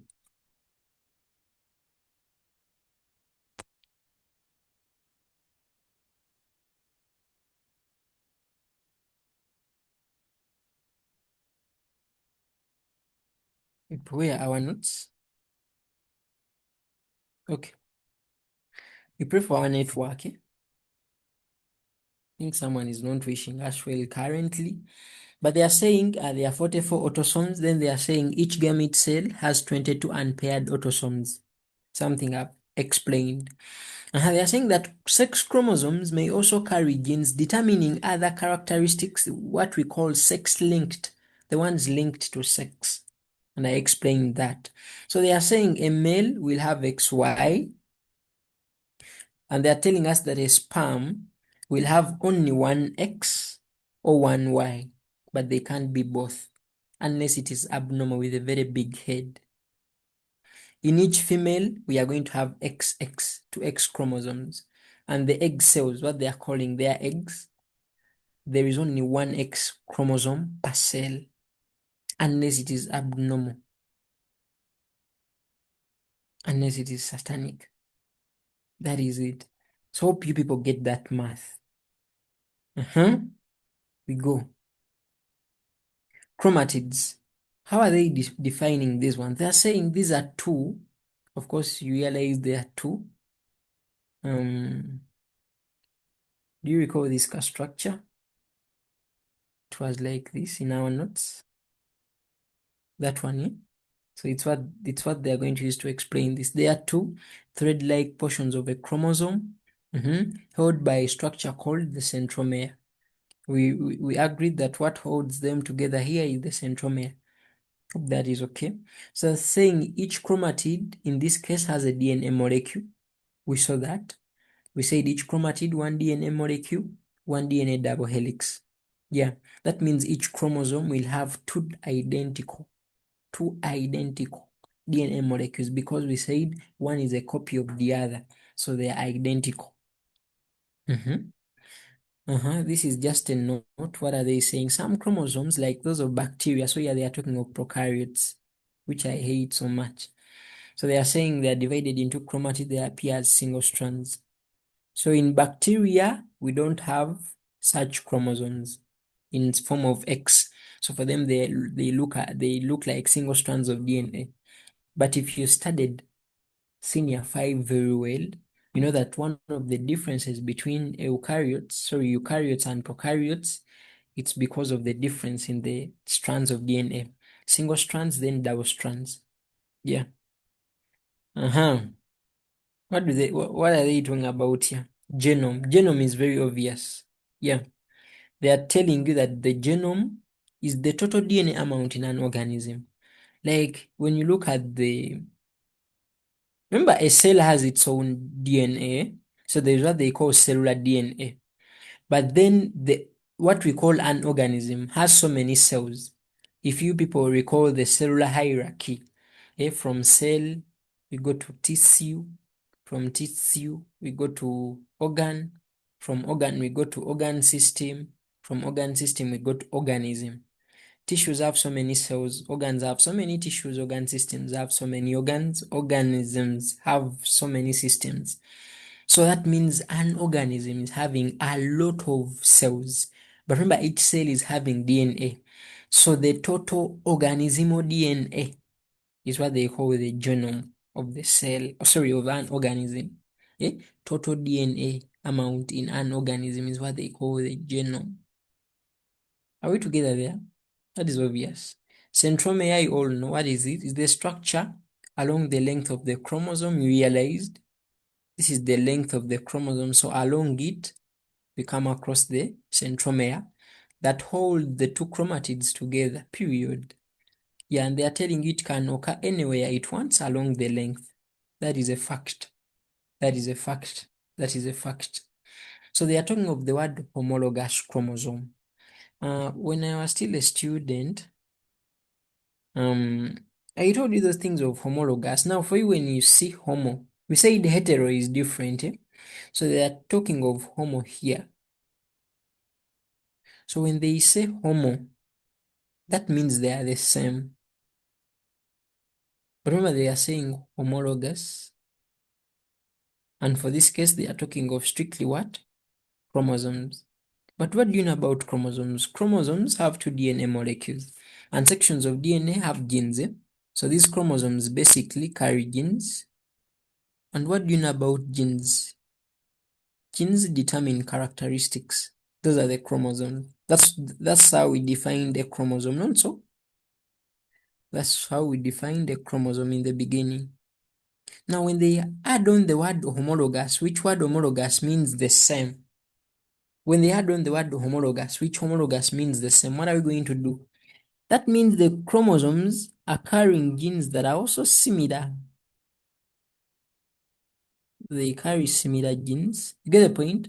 And the characteristics they are determining are also similar. No rocket science. Then you say biology is hard and you can't define the homologous chromosome, yet you can define a chromosome and you know homologous means the same.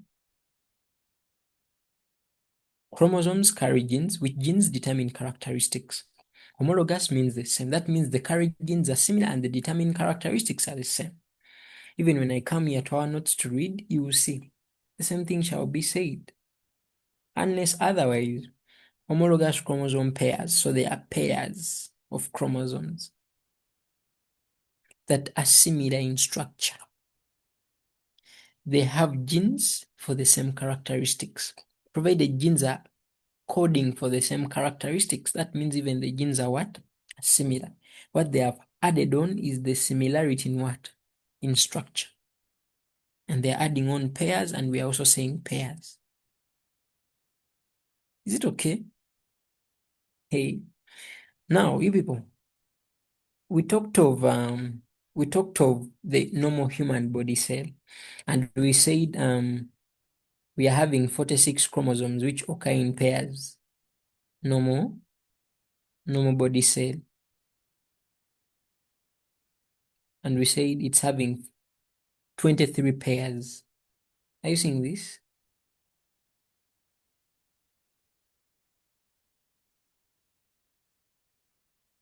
"23 pairs, eh? So I'm going to do this, I'm going to do this, I'm going to do this, I'm going to do this. I want you to follow.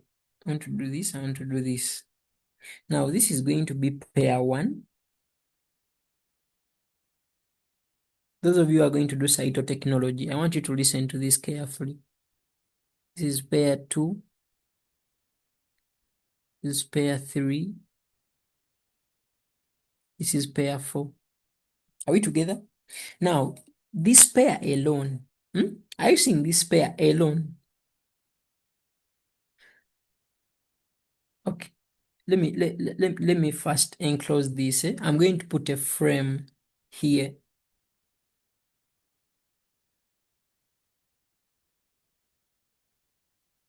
I'm going to put a frame, and I want to tell you this.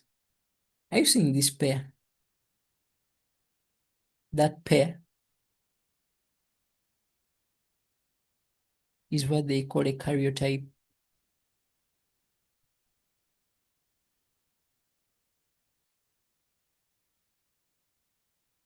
Are you listening? That pair is seeing. Remember, there are 23 pairs, but for me, I've exposed only 4 pairs. So one pair like this is what they call a karyotype. Now, after me putting up the frame, maybe I take their picture.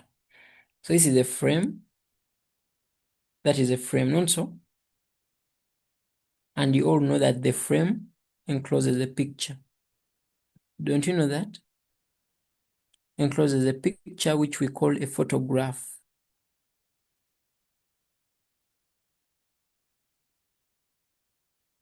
Which we call a photograph. In of course, photography. But yes, when you're taking photos, yeah. I know they're getting me. I'm having my 4 pairs. Now I'm enclosing them within a frame. And frames enclose photographs. Now that photograph showing that photograph showing karyotypes is what they call a karyogram.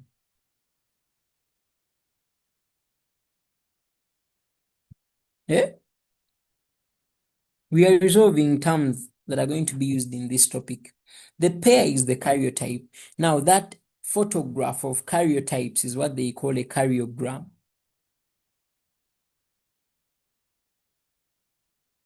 So we go to our notes.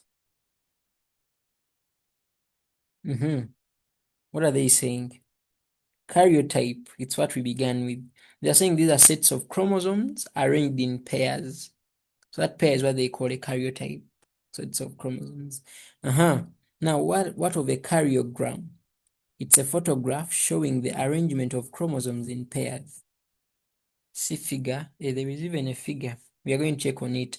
But karyogram, you know, it's a photograph. Karyotype, it's what you see in pairs. Yeah. Then yeah, they try to give you different examples, which you read through. Yeah. You can see 30 chromosomes, those are 15 pairs, 78, 39 pairs.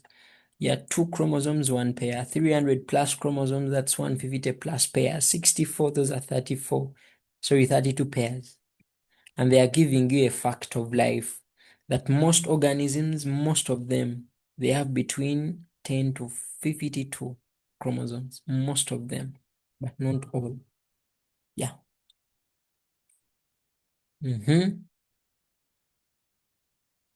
Oh, hey, now this is the karyogram of the normal human. Yeah? You see the pairs. You see these things occurring in pair. Now this is pair 13, pair 14, pair 15. This is pair 9. You can see it. Yeah. So you can be like, this one is a karyotype. This one is a karyotype because it is a set of chromosomes which are in pairs. This one is a karyotype. Now their photograph, the picture, it's the karyogram. Is that very hard? Not hard. Now this is the gist of the lesson. Yeah. Diploid state. Diploid state. Diploid state, then haploid state, and then the cell cycle will begin here. Cell cycle will begin here. The cell cycle is not so big, but it is also having some good content. So the cell cycle, let me see. Cell cycle is the easiest, if at all one has actually understood these things of diploid. Now, diploid shouldn't really confuse you. Yeah, diploid shouldn't confuse you. It's very easy. So, when they talk of diploid, diploid is always versus haploid. The moment you crack the algorithm for these two, you're done.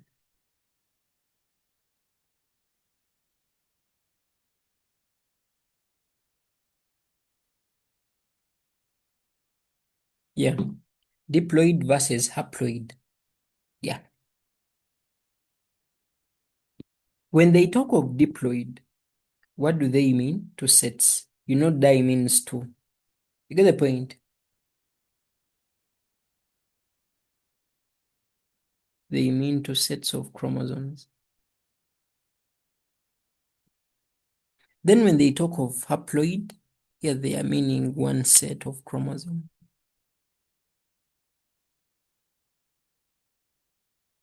Don't even always waste your time overthinking. Yeah, diploid means two, but two of what? Two of the chromosomal sets. Two sets of chromosomes, that's diploid. Haploid, one set of what? One set of chromosomes, and that is it. Are we together? So someone may be like, what are these two sets of chromosomes? What are they? Do they have a name or what? Yes, they do. So we have what they call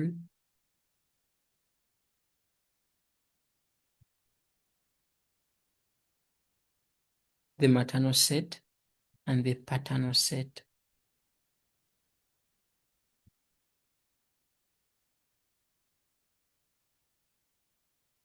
Do you see that? Maternal set, paternal set. That's why we call them two sets of chromosomes. And that is all you need to understand. That is all you need to understand. You all know that the paternal set contributed by sperm.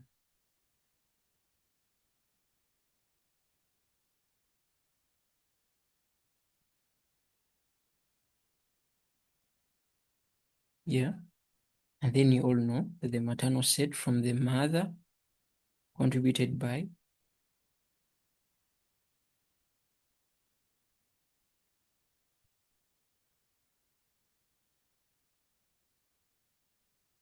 the ovum cell.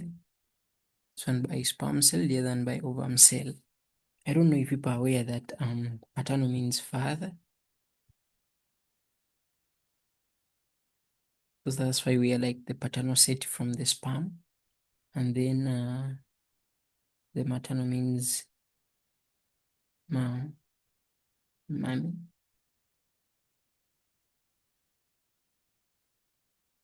So that's why we are saying it comes from the ovum cell like that. Get the point? Now, when you reach things of defining them, the things of diploid, they will confuse you so much. But for you, never mind. Provided you understand there are two sets of chromosomes, that is enough for you. Whether it is a cell, whether it is an organism, for you, never mind. So they can call it a diploid cell, they can call it a diploid organism. But have it in mind, we are having two sets of chromosomes, and there is a way we denote this. Yes, there is a way we denote this, and you need to understand. But most of the things we have actually talked about them already. You're not going to be surprised. The only thing I can add on to clear all the confusion that may come up is that diploid, because of this one, be like diploid means two, then we shall set 2n. Yeah? So when I set 2n, I mean diploid, like two sets of chromosomes. So I assume that n is for sets here.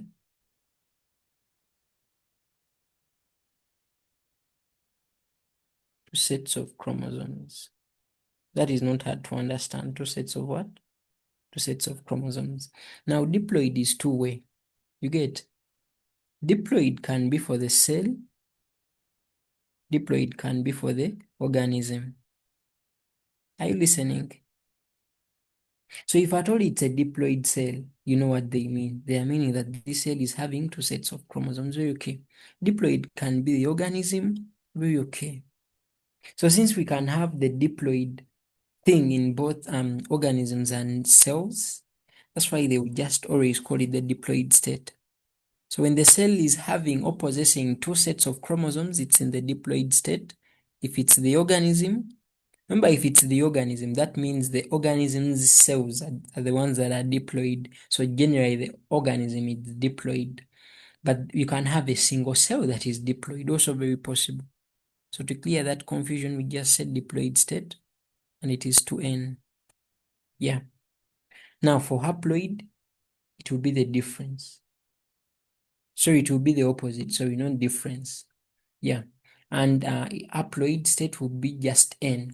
And n will mean possession of only one set of chromosome. Like that. And the good thing, I'm going to give you these notes. You're going to be reading them. Yeah. And you see these things connecting. They will tell you diploid cells have clear DNA, like it is double-stranded. Then haploid, after telling you one set of chromosome, they will add on that it's for single strands like that. Yeah. I think we can read through our notes. So when they say polyploid, poly means many. So when they say polyploid, they will mean many sets. Polyploid. Just like they say polymer. Poly in science means many. So for polyploid, there are just many sets of chromosomes.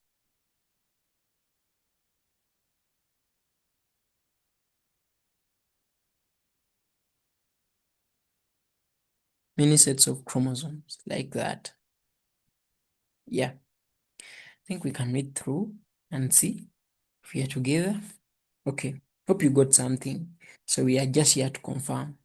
Diploid state. What are they saying? It's the possession of two sets of chromosomes by a cell or an organism. That is very good. So they are saying a great have two sets, as we've said.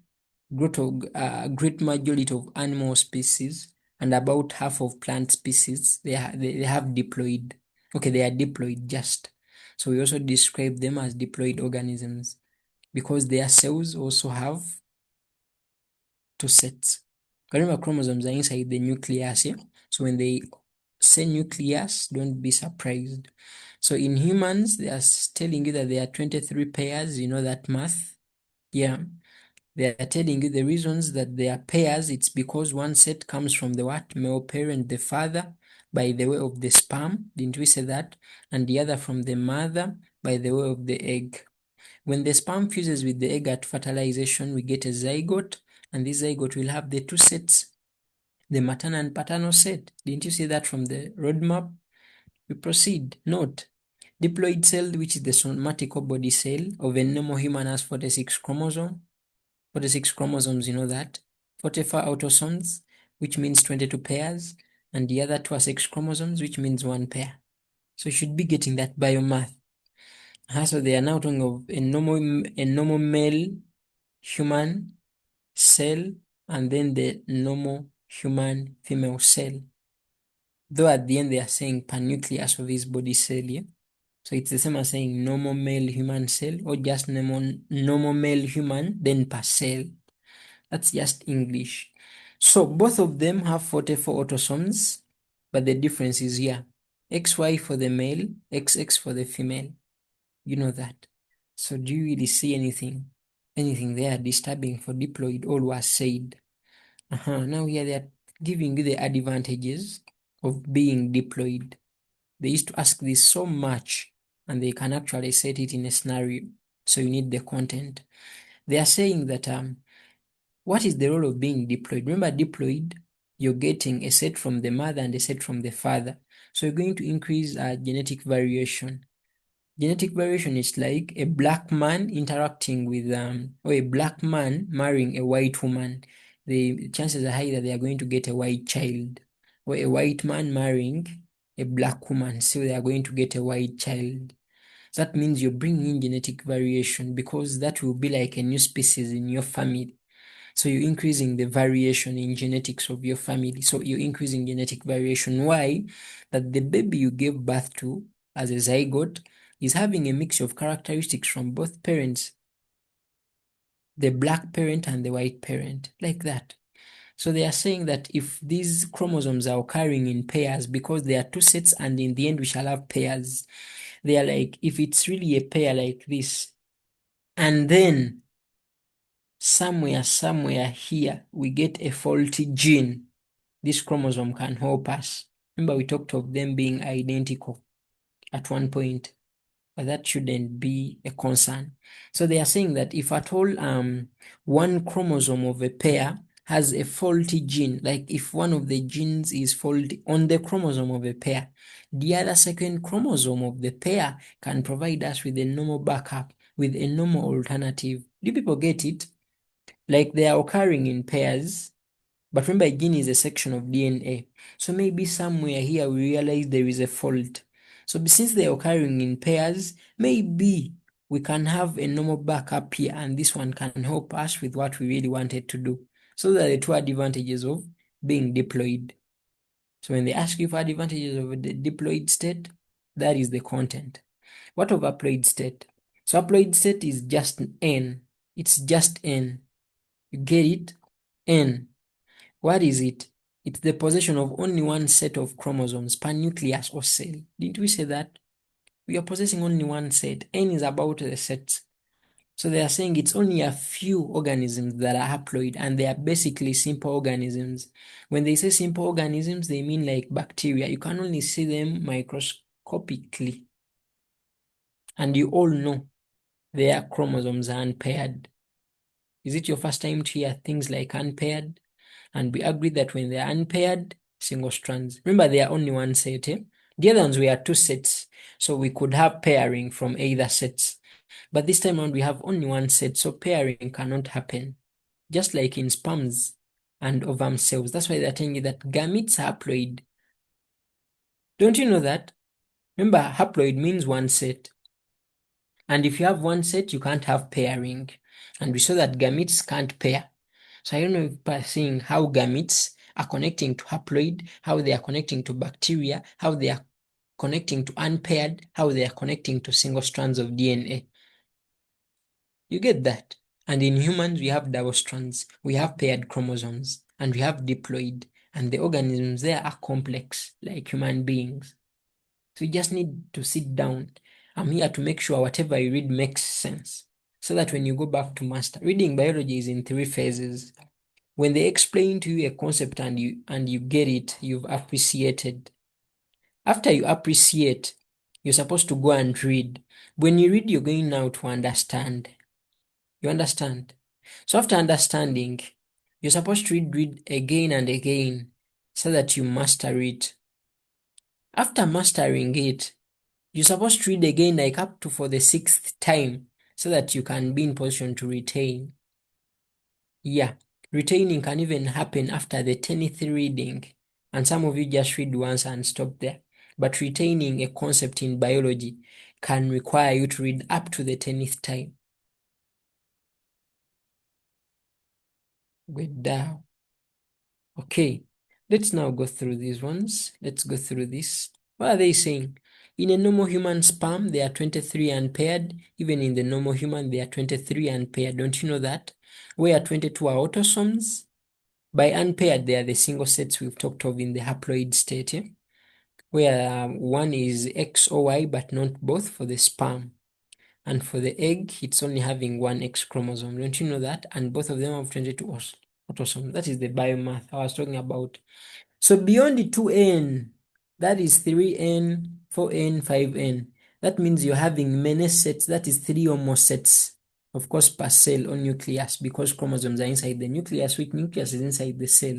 That's why they call the polyploidy state. Is that hard? Centrioles, I talked about them. I told you they look like this. Yeah. And inside them, they have those microtubules I talked about. And I told you they assume tightness to the nucleus. They never want to leave the sides of the nucleus. And I told you these microtubules they have inside are the ones that give us spindle fibers. We shall see that when we reach mitosis. Yeah. Is it okay? Okay, so they form spindle fibers. What do these spindle fibers do? Their work is during mitosis by pulling and suspending chromosomes to the opposite sides. We shall see this during anaphase. And we shall see why anaphase. Okay, we shall see what ana means. Then realize why it's during anaphase that we have that motion. After metaphase, when they are just in the equatorial plane. Very beautiful work. So you need to know something about these centrioles. You will never find them in higher plants, but they are present in simpler plants. And they are also present in what? In animal cells. And where are they? They are situated close to the nuclear envelope or the nuclear membrane. Don't you know that? They occur in pairs, didn't I tell you that? And they lie at right angles to each other. I just like this book. It gets out everything that I really want. They're absent in higher plants. Simpler plants, they are there. And in animals, close to the nucleus, occur in pairs, right angles. They work during anaphase. Just about centrals, but it's a lot of content. Yeah. And when you memorize it and get this biology from scratch, you will enjoy. You will enjoy. You will enjoy. Okay. Now, I don't know, people are running one by one, one by one, one by one. Yet I've reached the most important part, and that is the cell cycle. So this is what we are going to do for the cell cycle. Yeah, this is what we are going to do for the cell cycle. Right now, I'm going to just welcome what you people are saying. It's 150. It's 150. So the cell cycle is somehow different from whatever we have been discussing. So I told you for me I will complete my targets. We are going to get back at 3:15 for the cell cycle. We just need 1 hour. Let me show it to you. It's just one page. We just discuss interphase. We get done. We talk of the S1 phase. We talk of G1 phase, S phase, and the G2 phase. There's also the G0 phase and part of the mitosis. Not part, but what mitosis is. But it is just that part. You just look at it. You can tell me whether to do it now so that we got once, but of course you know how I explain. So that means you should be here for some good time. But I just think there is need to first rest a bit, then you get back. Or we stay on the same meeting. It's you people to decide. It's 1:50, so I give you some resting time. 3:15 you get back. By 3:20 or 3:25 or 3:30 we have begun. It is just this part and this only, and that's where I'm stopping. I told you mitosis is for the next lesson. So that means, what am I explaining? I'm explaining this cannot. Are you listening? I'm explaining this table, which is most important, but we need to watch a video for the cell cycle. Don't think it is just explaining. Then we also have this part only, yeah, where we introduce it very well. So it's not hard, like an hour about is enough. So we either stay on, okay, it's either I start right now immediately, or I leave you, come back at 3:15, 3:20. We study for an hour, like up to 4:30, you go. You get? Or we stay on, or just a break of 5 minutes, we proceed. Like, what do you suggest in the chat?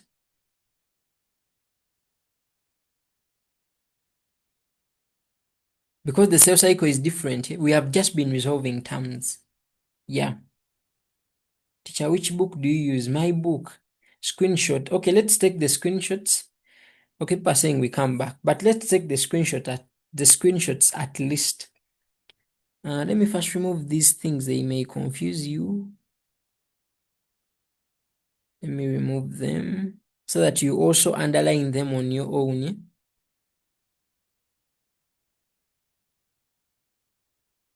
Let's take the screenshots, then please, you come back. The other time, math students refused to come back. I don't know why.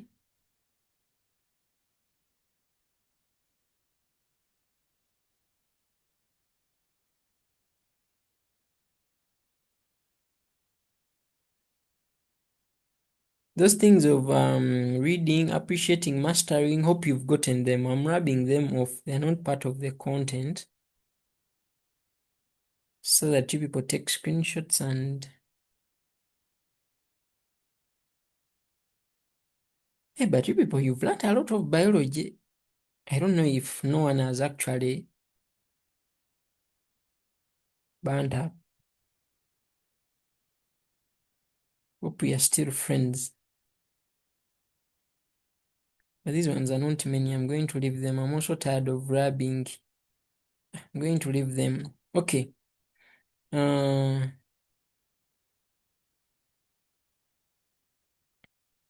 But I want you to be fast. Immediately, I want to see these screenshots in the discussion group so that people can have a look. You take that first one, but you be fast, people.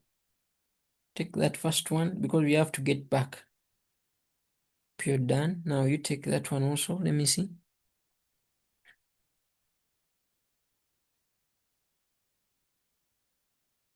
Yes, you take that one. You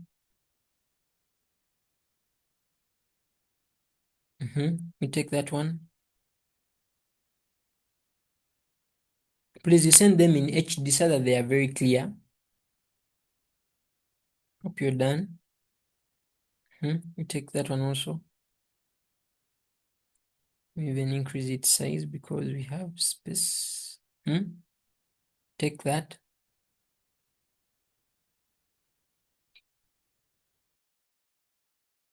You people even know a karyogram where you have content. You take that of the karyogram. You take a screenshot of the photograph.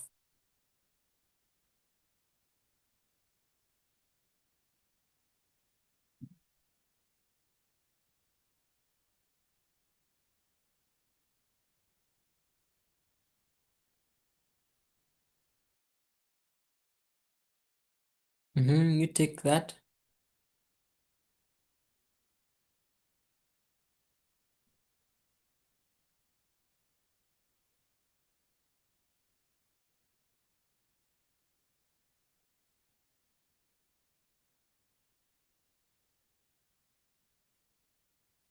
Then lastly that. But I beg, at least during the break, you try to go to YouTube, go to Google, make research about the cell cycle, things like that. You never know, we may even watch the same video as yours, just by coincidence. Just by coincidence. So, you please do the needful. Now, what should I call the next lesson? This was lesson 6, so it's lesson 7. I call it 6B and whatever. So for now, you're going to allow me sign out. Thank you for attending. Let me hope there are no contradictions. There are no contradictions of people who are saying we stay on.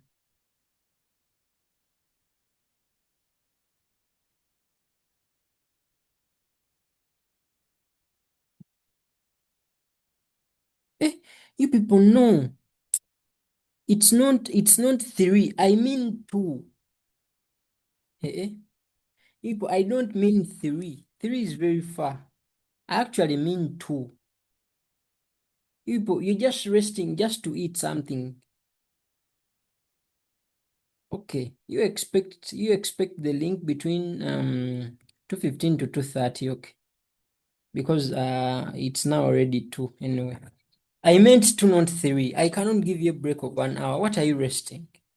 So please, those who have left, please notify them in the group that it is 2:15 to 2:30. That's when I'm going to communicate. It's what I meant. Sorry. That's not. Thank you, Savior. Truly, you're one.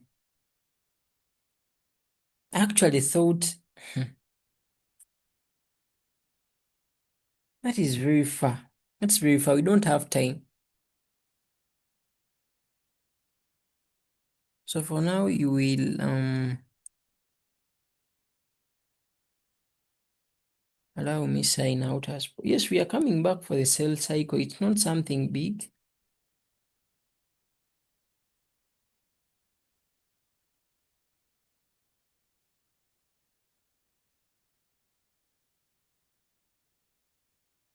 Yeah. Old Utah's Institute of Math and Science at Science Scholars Academy, Uganda. That's my number. You call until I pick. If I don't pick, you leave a text. I'll respond when I can.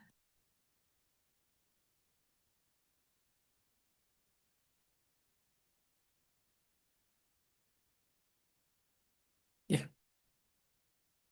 Thank you for attending, people.